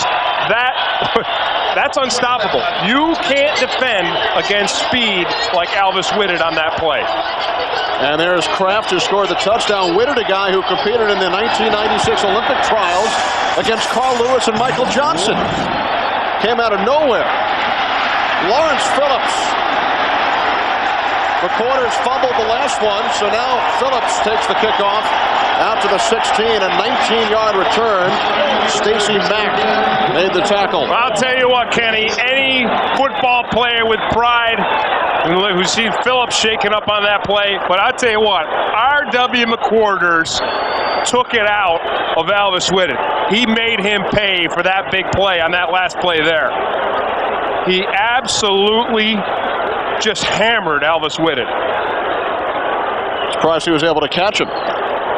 What, pardon? Surprised he was able to catch him. Well, what he did was he let Whitted come to him. Believe me, he didn't catch him. You know, the thing about pure speed is it's great to have it, but if you can't convert it into playing football, it doesn't do you any good. And Whitted is a guy who is really a work in progress as far as a receiver. He's not there yet. He hasn't learned the nuance of coverages and finding the seams in the defense and catching the ball and when to look back, but he does have pure speed. And those other things are things that a great athlete can learn. And we've already seen him today convert that speed into a huge, huge play on special teams.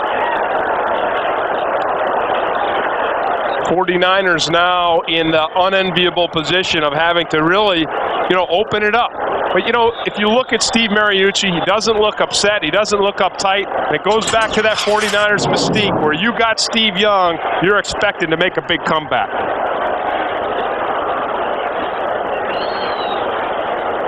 Fox NFL Sunday is brought to you by Southwest Airlines, proud sponsor of the NFL and official airline of the Super Bowl.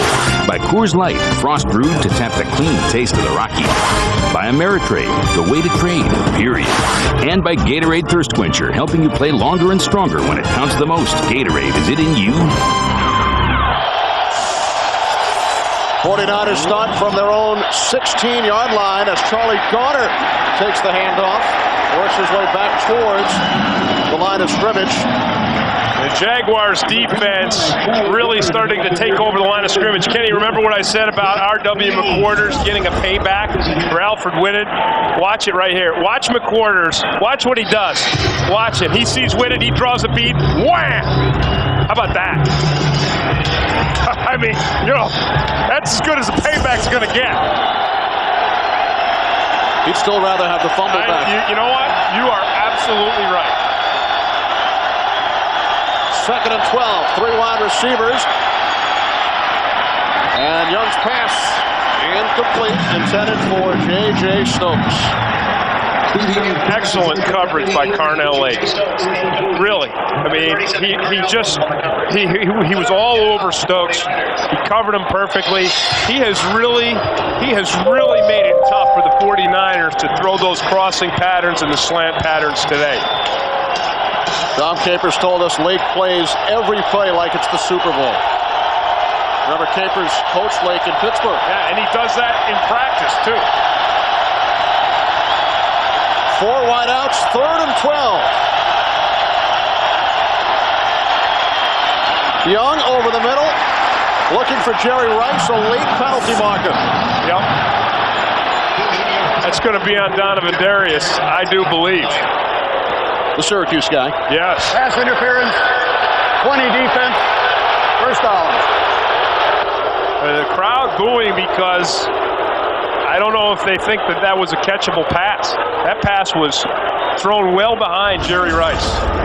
Again, the chemistry between Rice and Young obviously not there. No, but hey, that's, you know what though? Darius absolutely drove through him. It was a great call. A lot of receivers you can say, well, they probably couldn't have caught that. Jerry Rice could have caught it. So it gives the 49ers a new set of downs. Garner spinning and is hit for a loss. Ronaldo Wynn along with Carnell Lake. Garner now handling the chores in the backfield. Lawrence Phillips, we are told, suffering a concussion, and his return today is doubtful. Well, Kenny, I am really impressed with this Jaguars defense. I mean, this defensive line and linebackers, they have assimilated to Dom Capers' zone blitzing style. They are upfield. They are giving the 49ers offensive line serious trouble today.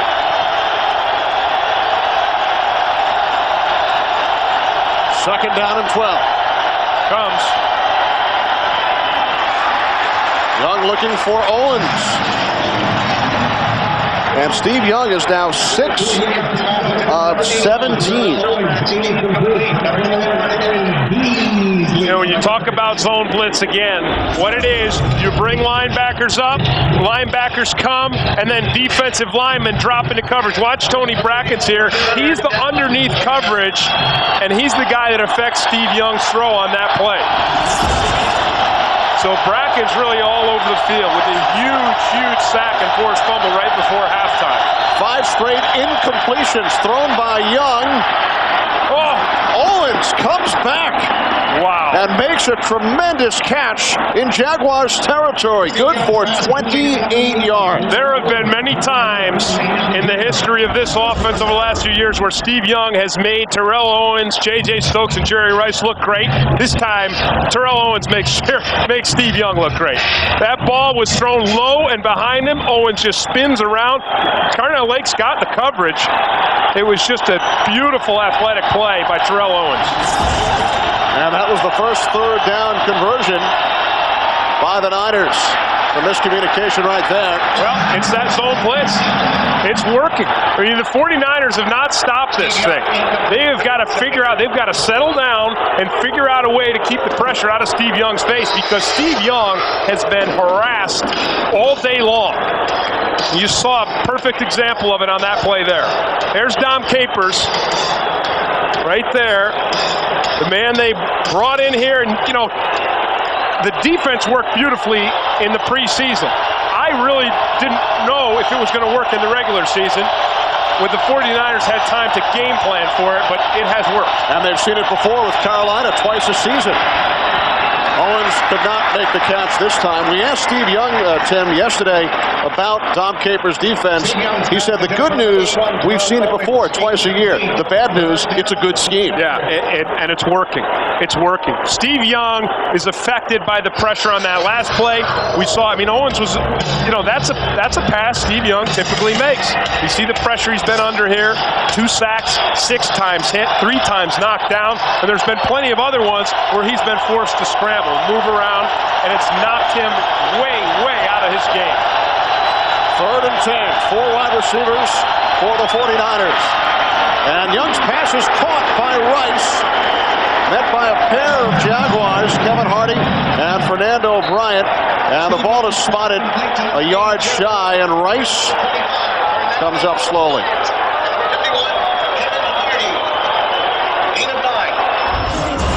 This is aggressive play in the defensive backfield. Now this time Steve Young gets some nice protection.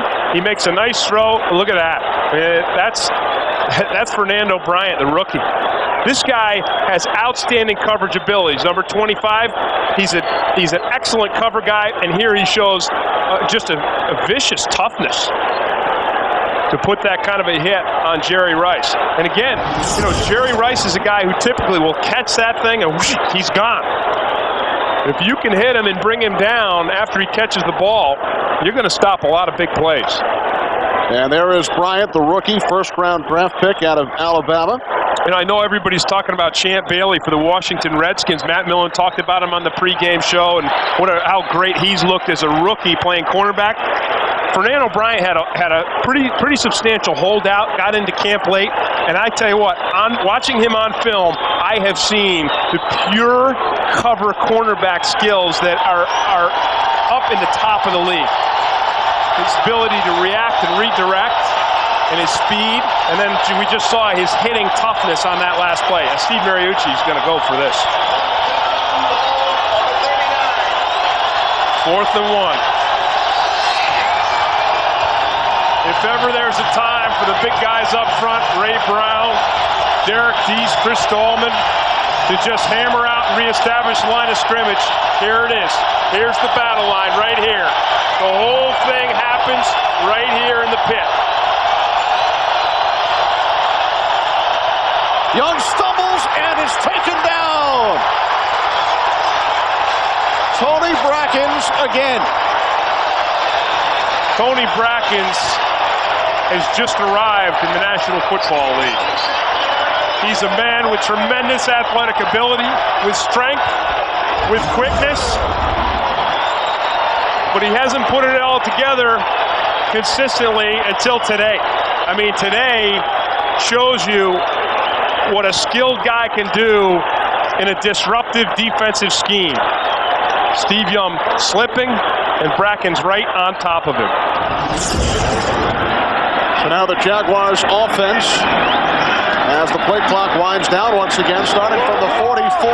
Brunell airing it out off the fingertips of Jimmy Smith. Oh boy. Jimmy Smith had Mark McMillan just beat. Totally beat. And Mark McMillan, he was looking up at the Jumbotron. You don't want to see this. Smith takes off, and he doesn't put a move. He doesn't do anything. It's just pure speed.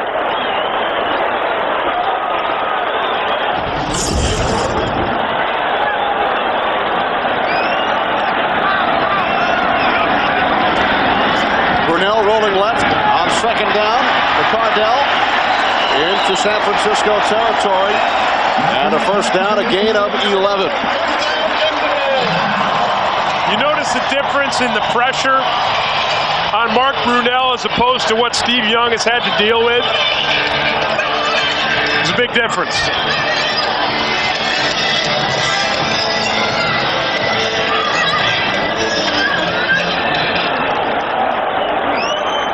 Under 6 minutes remaining, third quarter. Jaguars leading by 2 touchdowns. They scored 11 points in 13 seconds.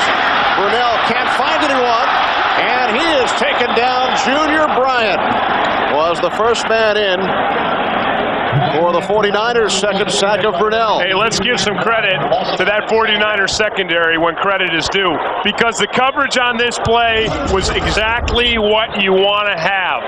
How do they do it?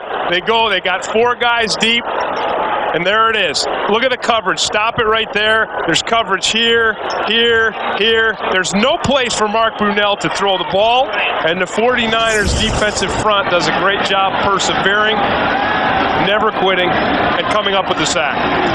3 wide receivers on second down. Brunell fires and makes the connection with McCardell.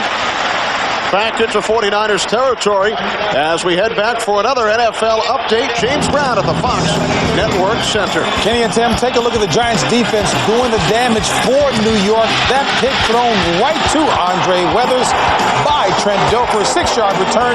Second touchdown scored by the Giants defense. They're on top of the Bucs by 4. Back to Kenny and Tim. Oh boy, I'd hate to beat Terry Bradshaw. And that's true now, because those guys are going to be on him bad about Trent Dilfer. And JB mentioned the second Giants defensive touchdown. Christian Peter had the other as they lead in Tampa. Big day for the NFC, Tim. Earlier today, Chicago The timer. Please defeating put Kansas City. 4:51 on the scoreboard clock. 4:51. As they adjust the clock, Chicago beat Kansas City. Green Bay defeated Oakland. St. Louis over Baltimore. 3 victories for the NFC earlier over AFC clubs. Tom Coughlin right now looking to have his NFC opponent on the ropes. Jaguars lead by 14. Third down and 8.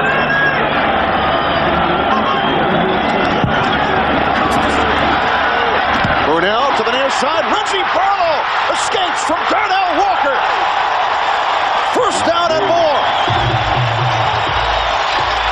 31 yards on Barlow's second catch of the day. This pass is thrown with perfect precision.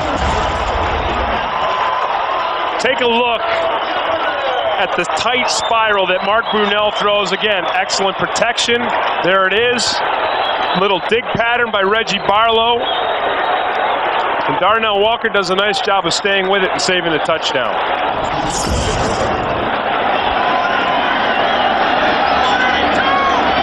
From the 49ers 12. Kyle Brady, the tight end, lined up in the backfield. As Brunell's pass is pulled in by McCardell, who leaped and made the catch. Well, Mark Brunell had to throw that pass high because Lee Woodall did a nice job of dropping into the underneath zone. Brunell saw Woodall, but he's got the arm strength and the confidence to gun that ball right over the top of Woodall. And he knows that Keenan McCardell has the ability to leap up and the hands to bring it down. McCardell with 6 receptions here in the second half. Second and 4. Brunell inside the 5, down to the 2, perhaps the 1-yard line.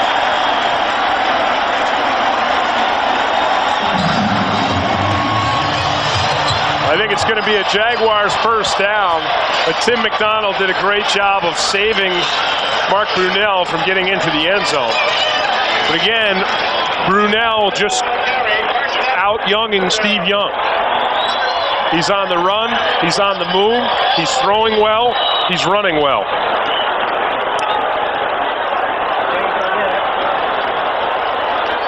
First and goal from the 1. Fred Taylor. Lee Woodall, the first 49er to wrap up Taylor. And then Ken Norton Jr. came in along with Winfred Tubbs. Yeah, that's real nice play by Lee Woodall. And I think, again, he's a guy who can bring his game back to the level it was at a couple years ago with his penetrating defense. So the ball is snapped. Woodall just comes straight upfield, sheds a block very nicely, and gives the 49er defense a little bit more breathing room. A loss of 3 yards on the play, so it is now 2nd and goal from the 4. 2 tight ends. Brunell to the end zone, and he has the touchdown to backup tight end Damon Jones. His 14th career reception, 7 of the 14 have been touchdowns. Hey, that's just pure one-on-one. Winfred Tubbs has got the coverage. Damon Jones has got the route. Mark Brunell puts it in perfectly. Take a look at it here. Watch Winfred Tubbs, 55. He's got the coverage. Jones does a perfect job of coming upfield, breaking out. The ball is there.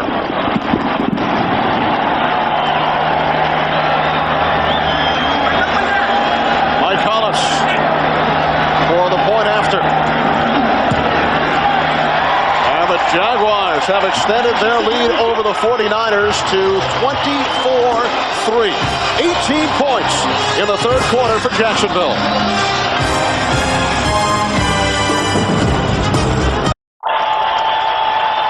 Jacksonville 18 3rd quarter points. Damon Jones, the 4-yard touchdown reception from Mark Brunell. 24-3 Jaguars. Lars Phillips suffered the concussion earlier in this quarter, so Pearson Prelo is back deep along with R.W. McQuarters. And this is McQuarters who fumbled on his last return. And McQuarters still on his feet up to the 19-yard line. Stacey Mack made the special team stop. And right now for an update on the Falcons and the Vikings. Take it away, JB. Kenny and Tim, Atlanta on the march back. 10 plays, 61 yards, 5-minute drive. Culmination at Bobby Christian over the top. 17-14 Minnesota. Kenny and Tim, we are on Terry about Trent Dilfer, but he's still on that bandwagon. Well, you know Terry, he's going to stick to his guns, right, JB? Hey, how about the Falcons? I mean, it's not over. It is not over in Atlanta, and it's not over here. No, it's not. With this high-powered 49ers offense, they've only scored 3 points today, only 7 first downs, but a lot of time left for a fellow by the name of Steve Young. Well, I'll tell you what, though. Dom Capers and this Jacksonville defense is in a groove. The zone blitz has been working for them. They've been disruptive of Steve Young. They've been able to shut down the run. Charlie Garner with the one 37-yard run, but his other 6 runs only negative 1 yard. So this defense now is playing with a high level of confidence. They're having fun, and they're blitzing. They're coming after Steve Young. 4 wide receivers. Niners keep it on the ground with Charlie Garner. Good 2nd and 3rd effort. Garner up to the 25-yard line. A gain of 5. And the 49ers going to the run, trying to mix it up a little bit because they see the Jaguars are playing right now a 3-man front. They're playing a 3-man defensive front, and they're in that blitz pass mode. So hoping to spring Garner the way they did in the first half, right before the half when he got that 37-yard run against the same type of defense. 3rd down and 5. Niners spread the field with 4 wideouts. Quick drop. Young with a pump fake. Young now goes across the field, broken up beautifully by Aaron Beasley. Got the handout in front of Jerry Rice. Fernando Bryant and Aaron Beasley and Carnell Lake have done an outstanding job covering the 49ers receivers today. But I will say this, Steve Young is not in a rhythm. Steve Young and Jerry Rice are not in a rhythm together, and Steve Young is not in a rhythm on his own. Reggie Barlow back for the Jaguars, penalty marker. As Stanley's punt is fielded by Mike Logan. Takes it out of bounds at the 45-yard line. 38-yard punt by Stanley, 7 on the return.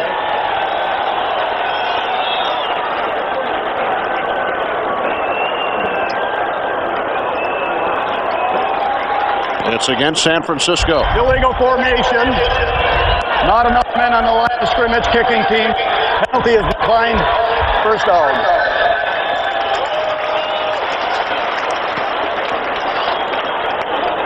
Jaguars decline the penalty. They have good field position at their own 45-yard line. Coming up next week on Fox NFL Sunday, the 1-0 Arizona Cardinals visit Miami to take on the Dolphins. And the 1-0 New Orleans Saints travel to San Francisco. It all starts at noon Eastern, 9 a.m. Pacific.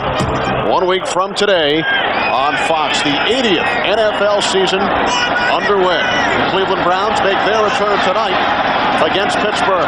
Penalty markers as Brunell hits Jimmy Smith. More big yardage for Smith. Down the sidelines, forced out of bounds by Lance Schulters after a gain of 32 yards. And that's going to be a penalty against the 49ers. It'll be declined. And Mark Brunell has been absolutely on fire in this third quarter. Offside. 94 defense. Brunell in this third quarter. Brunell is now 9 for 10 with over 100 yards passing and a touchdown. Here it is. We talked about it before. Brunell is getting the time. He's directing Tavian Banks and Jimmy Smith. Look, time, he's got it. He's unencumbered. And Jimmy Smith with the short catch, turning it into a big play. Brunell throwing corner of the end zone. Nobody there. And that will do it for the third quarter from Jacksonville. 18 points in the quarter for the Jaguars.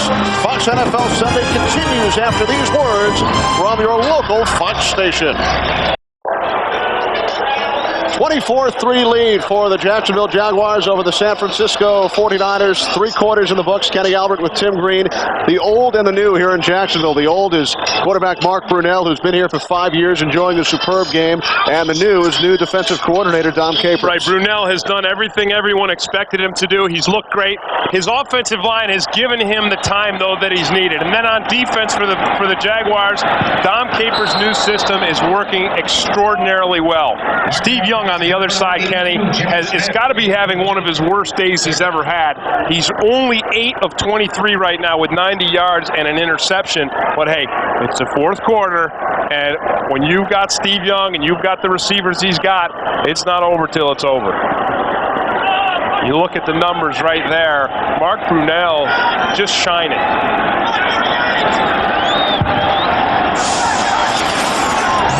Brunell out of the shotgun. Fires, and it is Tim McDonald. And the ball hit the ground. No interception, but McDonald breaks it up. Beautiful effort by Tim McDonald. Great timing on that pass play to break it up. Here, you're going to watch Tim McDonald come right from the center of the field. He times this thing perfectly. Look at the break on the ball there. He tried to fake it. Hey, you can't blame him. But that one, I believe, would be overturned on a replay. Harder to fool the officials with replay. Hollis is 3 for 3. He hit from 50 in the third quarter. This is a 41-yard attempt.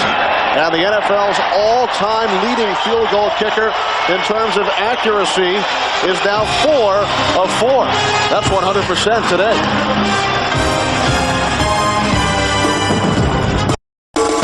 Fox NFL Sunday is brought to you by the new full-size Toyota Tundra. Have we gone too far, or have others not gone far enough? By Dr. Pepper and your local Dr. Pepper bottler. Dr. Pepper, this is the taste. By Nextel, how business gets done.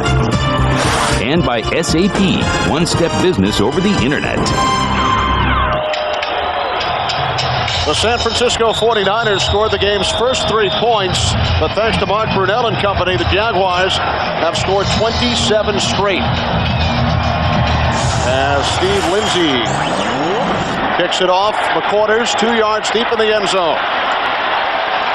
Cutting all the way across the field, and he is dragged out at the 20-yard line by Jason Kraft, who scored the game's first touchdown. Well, Kenny, this has been a total team effort by the Jaguars.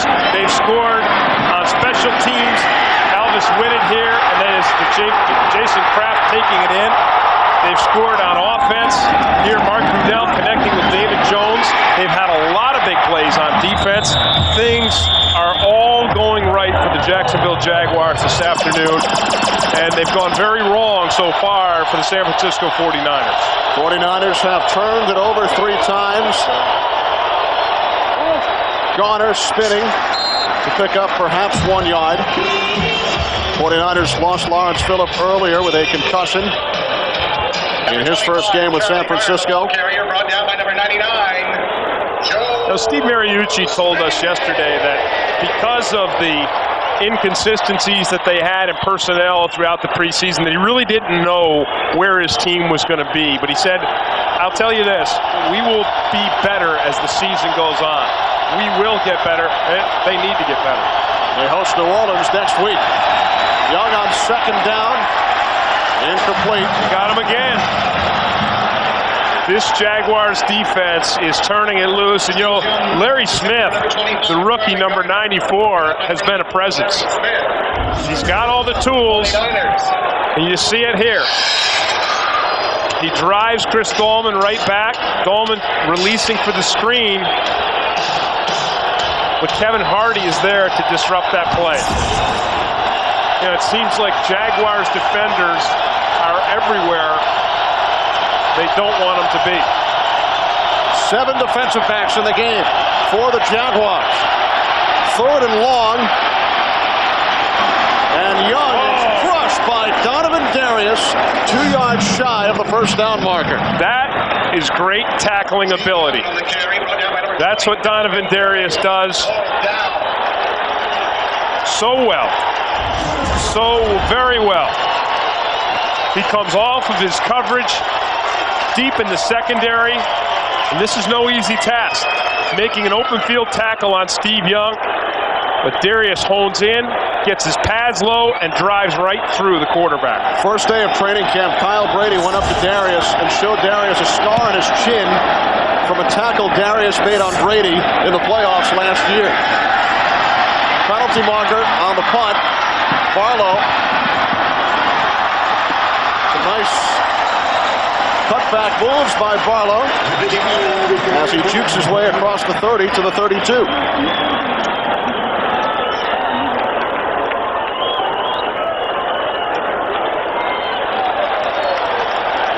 Another 49ers penalty. 59-yard punt by Stanley, 18 on the return. Tom Coughlin, whose Jaguars entered the NFL the same year. Formation on the offense. Not enough men on the line of scrimmage. 5-yard penalty.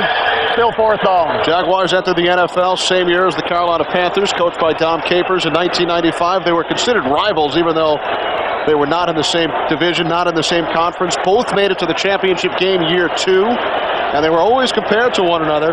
And now here they are together, Coughlin and Capers, in Jacksonville. And Tom Coughlin, you know, as far as the experiment of him calling plays, we saw a little miscommunication in the first half where they had to use some timeouts and they had to get some delay of game penalties. But Mark Brunell told us yesterday, he said, I'll let you know if this thing works by the amount of points that are on the board. Guess what? It works. High snap, Stanley punting it once again. Good hang time. Barlow across the 40. Takes it out near midfield. And another penalty marker. Jeff Posey finally brought him down. 48-yard punt, 21-yard return by Barlow. Frustrating afternoon for Steve Mariucci. Yet another 49ers penalty. Ineligible member of the kicking team, number 22, downfield. Penalty is declined. First down. Well, the 49ers are tired and they're wet. And they're starting to play like it. Jaguars are wet too. But they lead.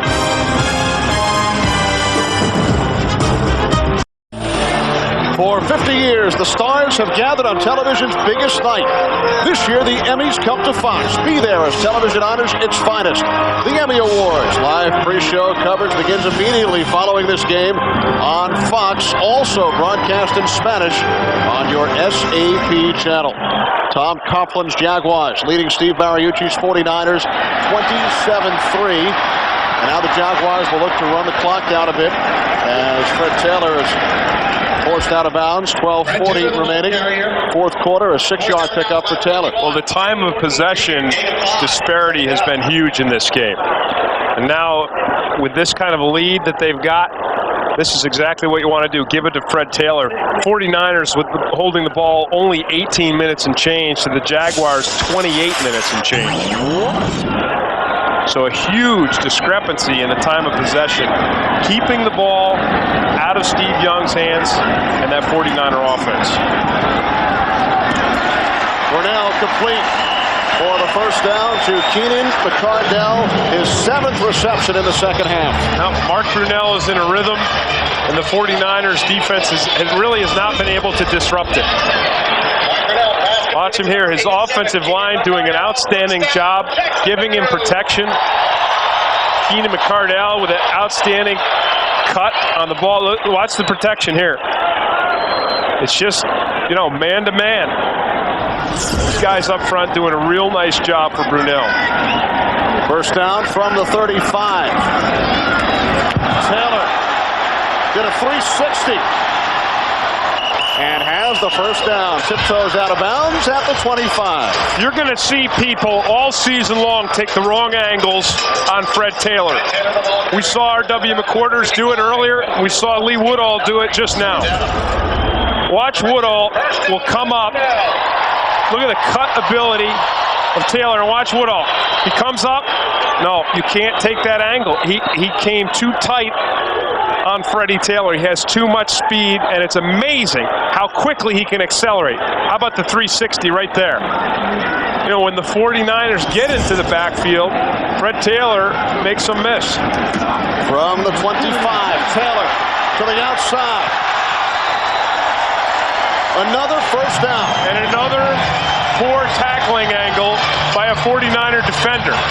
And I'm not being critical either, because I think this is going to happen to every defender in the league. Mark McMillan in the pursuit, and he just doesn't realize just how fast Taylor is. You see how McMillan slows up? You just can't. You've got to race for the sideline, or Taylor's going to beat you there. Watch him. Watch the acceleration. You see it? Little head fake to the inside, and he's gone for another first down.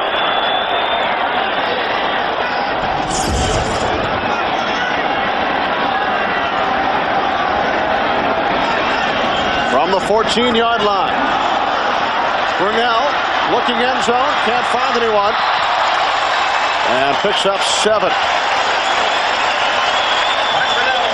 It's just all working for the Jacksonville Jaguars, and you can see that the 49er defense is tired. They're worn down. They have been out on the field an inordinate amount of time. And while they were able to shut down the running game early, Mark Brunell with his precision in the short passing game, with the great run after catch by Jimmy Smith and the speed that he's shown, and then Keenan McCardell coming in the second half and taking the dominant role as a receiver, it has just worn these guys down. McCardell in motion, 2nd and 3 from the 7. James Stewart giving Taylor a breather inside the 2. Just as you have to celebrate Bryant Young, the 49ers defensive tackle, for his comeback, you have to celebrate James Stewart for his comeback. Coming off of he started out last season with 200-yard games. First time he'd done that in his career, looked like he was on track. He's a straight-ahead power runner, and then he goes down with the injury, season ending, and now he's back too. And there's that time of possession I spoke about, Kenny. First and goal. Stewart looks to go over the top. Touchdown!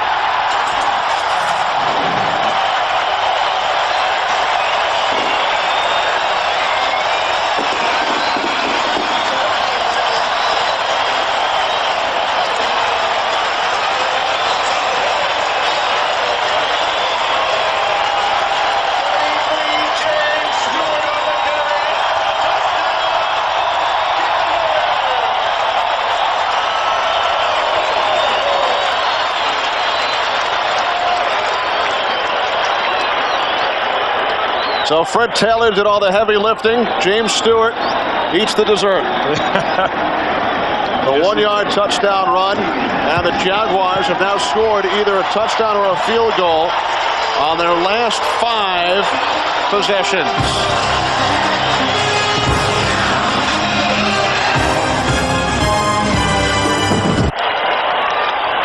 One-yard touchdown run, James Stewart extending the Jaguars' lead.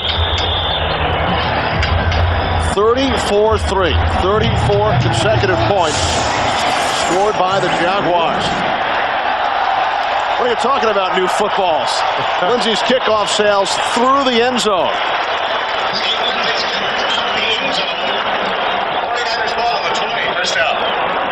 The Jaguars are just having fun. They went through a long, hard, hot training camp.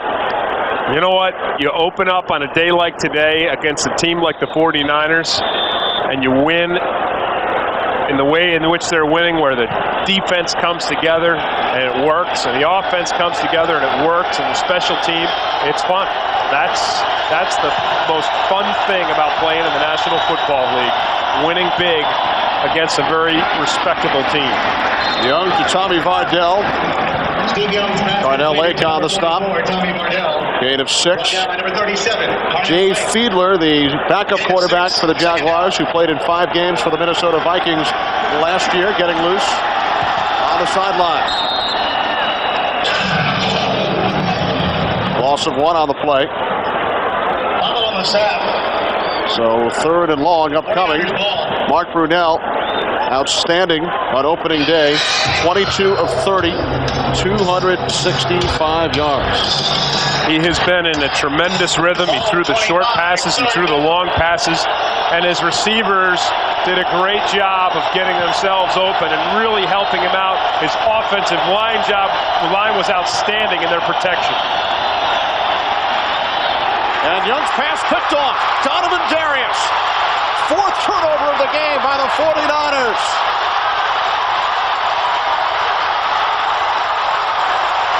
Darius returning it all the way to the 1.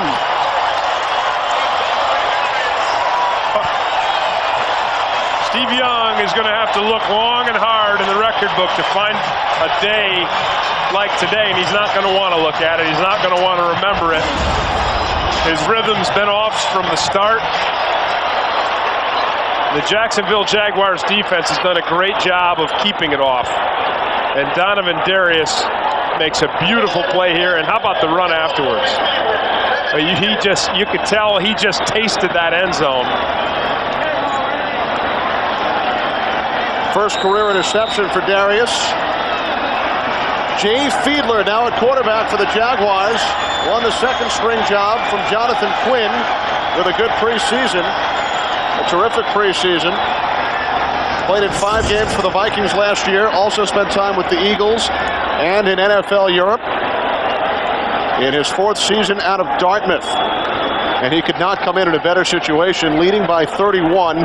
1st and goal on the 1. Has challenged the ruling on the field. Well, Fiedler will have to wait. As Steve Mariucci challenges the interception. They are challenging whether the runner was down by contact. So Darius may have been down, I think, around the 7-yard line. Right.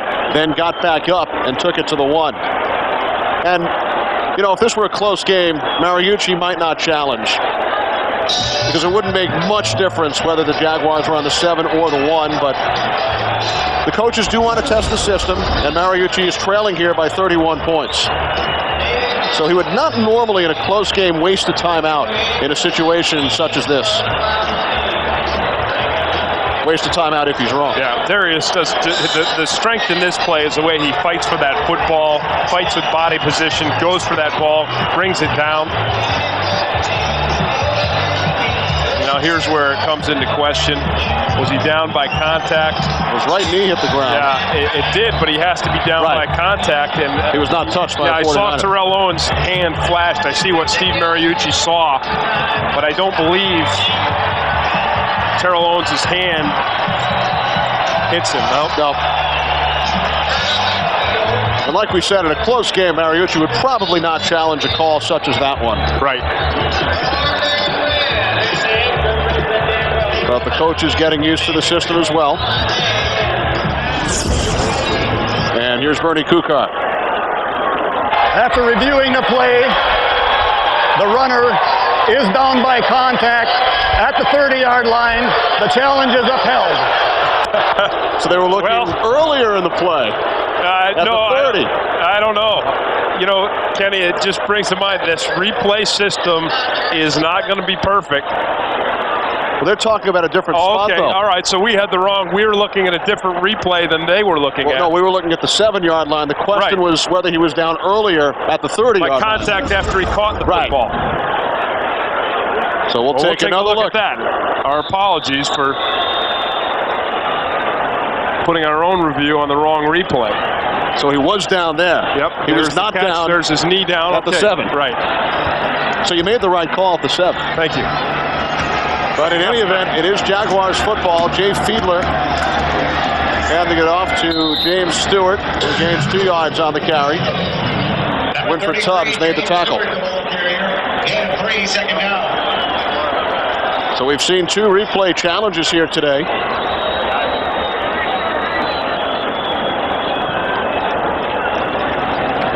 And Donovan Darius was, in fact, down by contact.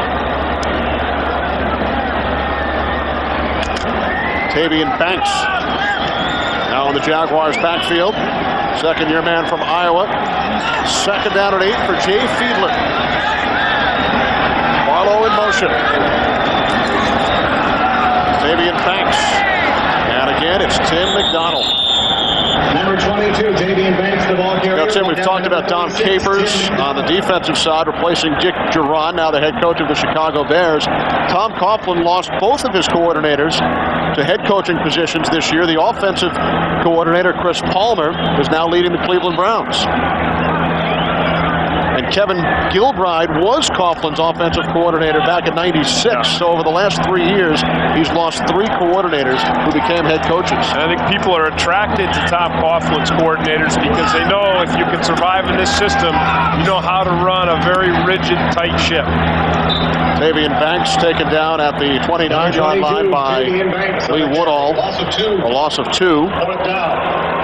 Kenny, you would think that Dom Capers, who I thought did an outstanding job as the coach of Carolina Panthers, of course, coach of the year in the second year when they went to the championship game, and then things kind of fell apart, and there's Dom Capers right there.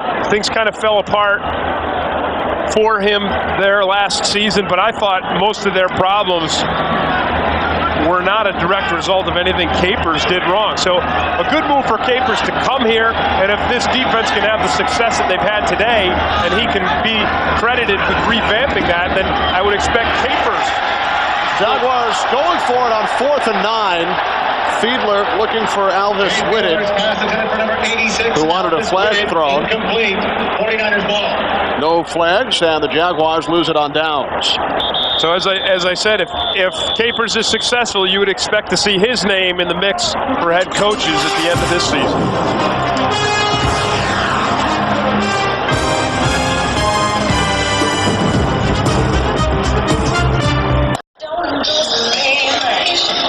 Well, we saw Jay Fiedler replace Mark Brunell for the Jaguars. Now Jeff Garcia, who played 5 years in the Canadian Football League with Calgary and was the MVP of the Grey Cup, the CFL championship game last year, will make his NFL regular season debut with the 49ers. And his first pass, imagine making your NFL debut and your first pass attempt is intended for Jerry Rice. Right. I think you'd rather have a completion, though, obviously. You know, Steve Young, as I said, he's going to have to look long and hard to find a day as dismal as this one. But for anyone who's thinking about saying to themselves, well, you know, maybe it's happened to Steve Young, maybe time has caught up with him because he's 38 years old, don't go that way.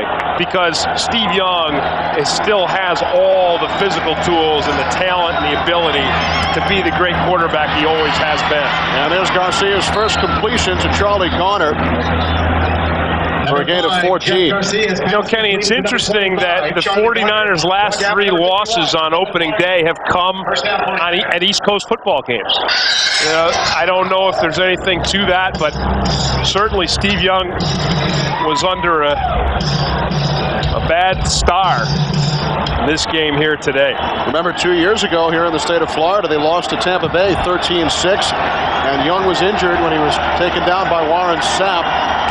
But the 49ers wound up 13-3 that year despite losing the opener, as Aaron Beasley breaks up the pass intended for Owens. Garcia's pass intended to number 81, Terrell Owens, broken up by number 21, Aaron Beasley. There's Zach Wiegert, and that offensive line really did an outstanding job, again, giving Mark Brunell protection. And then their defense, 25th in the National Football League last year, giving up 347 yards on average. Today, only 169 yards. That against the NFL's #1 offense last season, the San Francisco 49ers. Garcia hands it off to Charlie Garner. Looks to cut it outside. And is forced out of bounds. So, Kenny, you have to really go back to that first half, right before the half, and think about when the 49ers offense really started to come to life. Garner busted loose a 37-yard run, and then Steve Young ran for a first down, and he threw for another to Terrell Owens on the 5-yard line. Would have been a touchdown, but for Carnell Lake's pass interference. And then Tony Brackens, the Jaguars defensive end, comes up with a huge play. Coming on the blitz, disrupting, knocking Steve Young down, knocking the ball loose. Really, I think, turned the tide in this football game. 3rd and 5 for the 49ers. Garcia to Mark Harris, the 49ers' 4th receiver, who caught 2 balls a year ago. And he has stopped a yard short of the first down. Kenny, we're going to go back and take a look at that Tony Brackens play. You see tackle. That's not the play. But that's another play that Brackens made. That's not the play where he forced the fumble. But again, Brackens, a big factor today, really has come to life under this Dom Capers defense. That play we just saw was in the second half. Right. It was not unlike the play in the first half, only in the first half, Brackens knocked the ball loose. 4th and 1. Garcia to the outside. And Owens made the catch for a first down as we approach 4 minutes remaining. 4th quarter, 49ers with only 3 points. Their season low last year, 18 in the playoff game against Atlanta. Well, you always look for good things, and there's a good thing right there. I mean, Terrell Owens, he's just a man's man. I mean, he's got a great sense of humor, nice guy. But physically, he is incredible, and he works hard. I think Jerry Rice was his idol, and I think he's learned to work and train himself behind Jerry Rice. He wore number 80 in college in honor of Rice, as Garcia overthrows the NFL's all-time leading receiver. And while we have a moment, we would like to send our best wishes to the 49ers' great offensive line coach, Bob McKittrick, watching the game today back in San Francisco fighting cancer. Yes, and as Howie Long said on the pregame show, his thoughts and prayers, and everyone at Fox's thoughts and prayers are with Bob McKittrick. He is, through the years, there's always been questions with the 49ers offensive line. Can they bring it together? Can they come together? And Bob McKittrick has always been at the center of it, regrouping that offensive line in the offseason. This year, his main project was Jeremy Newberry, turning him from a center guard into a tackle to protect Steve Young's blind side. And he has worked relentlessly at that project, despite the fact that he has been battling that cancer. Our thoughts, again, go out to Bob McKittrick. Bob, we'll see you next week. Jim, you and I will head out west for the 49ers and the New Orleans Saints. There's Jeremy Newberry, who really fits that role of 49er offensive line. The way I think of the 49ers offensive line, which is just a bunch of, mean guys. They play mean, they play physical, but you know what? The Jacksonville Jaguars defense got the better of them today.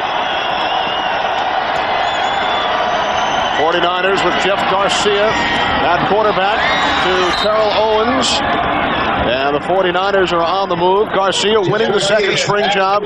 Steve Stenstrom, who played for Bill Walsh at Stanford, is the third string quarterback, and Jim Druckenmiller was traded to the Miami Dolphins. You know, we saw how well the Jacksonville defense is done, and then we see how unusual this is for a 49ers offensive output today. 194 yards, half of what they were used to last season. I think that last play was a show of why Bill Walsh brought Jeff Garcia here. Can run and throw. Kind of player they want in that 49er offense.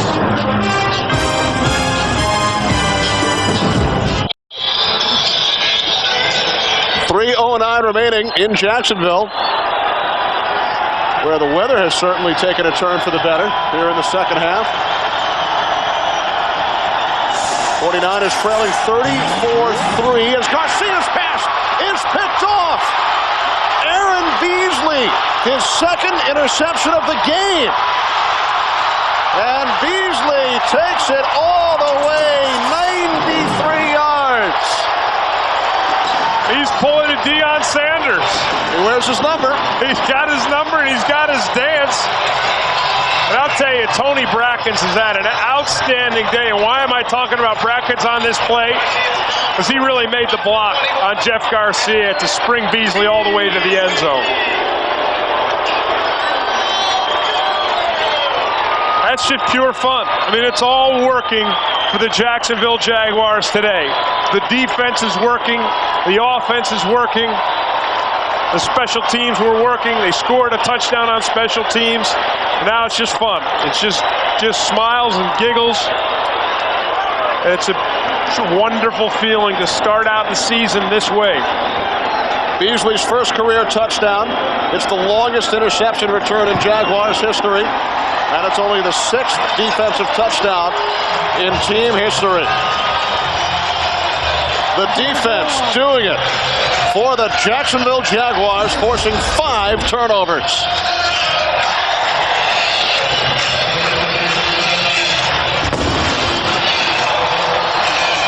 Just mistiming between Jeff Garcia and his receiver, and beautiful reaction by Aaron Beasley. Now here's Brackens. There, Brackens knocks Garcia off his feet, and that seals the touchdown. And there's the a la Deion Sanders high step.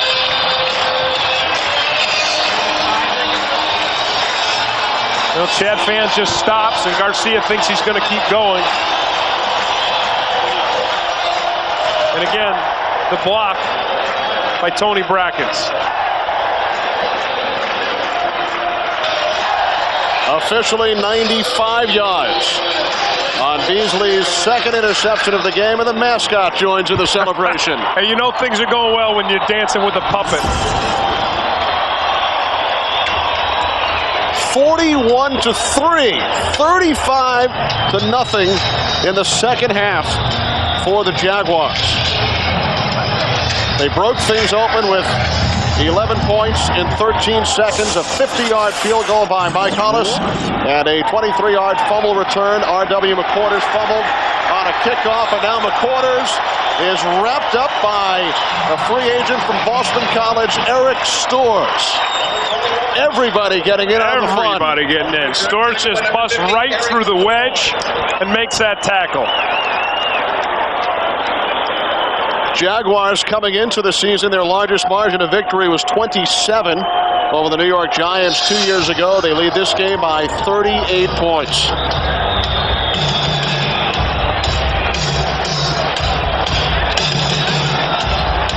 James Stewart, number 33, scored his first touchdown of the season. Mark Brunell on the mark all game long, 22 of 30, 265 yards.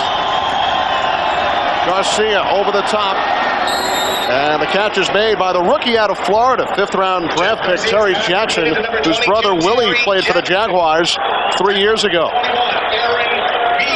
Well, for 50 years, Tim, the stars have gathered on television's biggest night, and tonight the Emmys come to Fox. Live pre-show coverage begins immediately following the game, also broadcast in Spanish on your SAP channel. It will be a long flight back to the West Coast for the 49ers.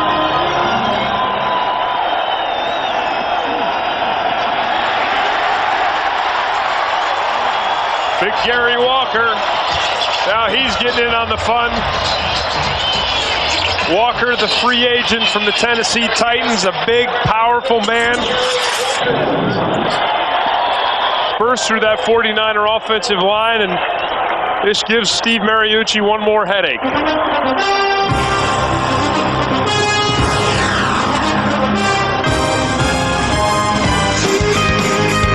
Fox NFL Sunday is brought to you by Miller Lite. Taste a true Pilsner.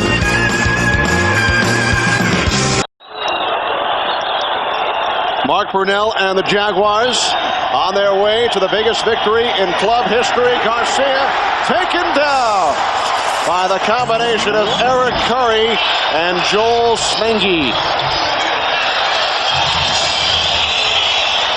Jeff Curry sacked on the play by number 75, Eric Curry, number 99, Joel Smengi. Now the entire crowd gets into the act as Joel Smengi's name is mentioned over the public address. Well, Kenny, they wanted Dom Capers to bring a quarterback pressure sacking defense. The Jacksonville Jaguars with only 30 sacks all of last season.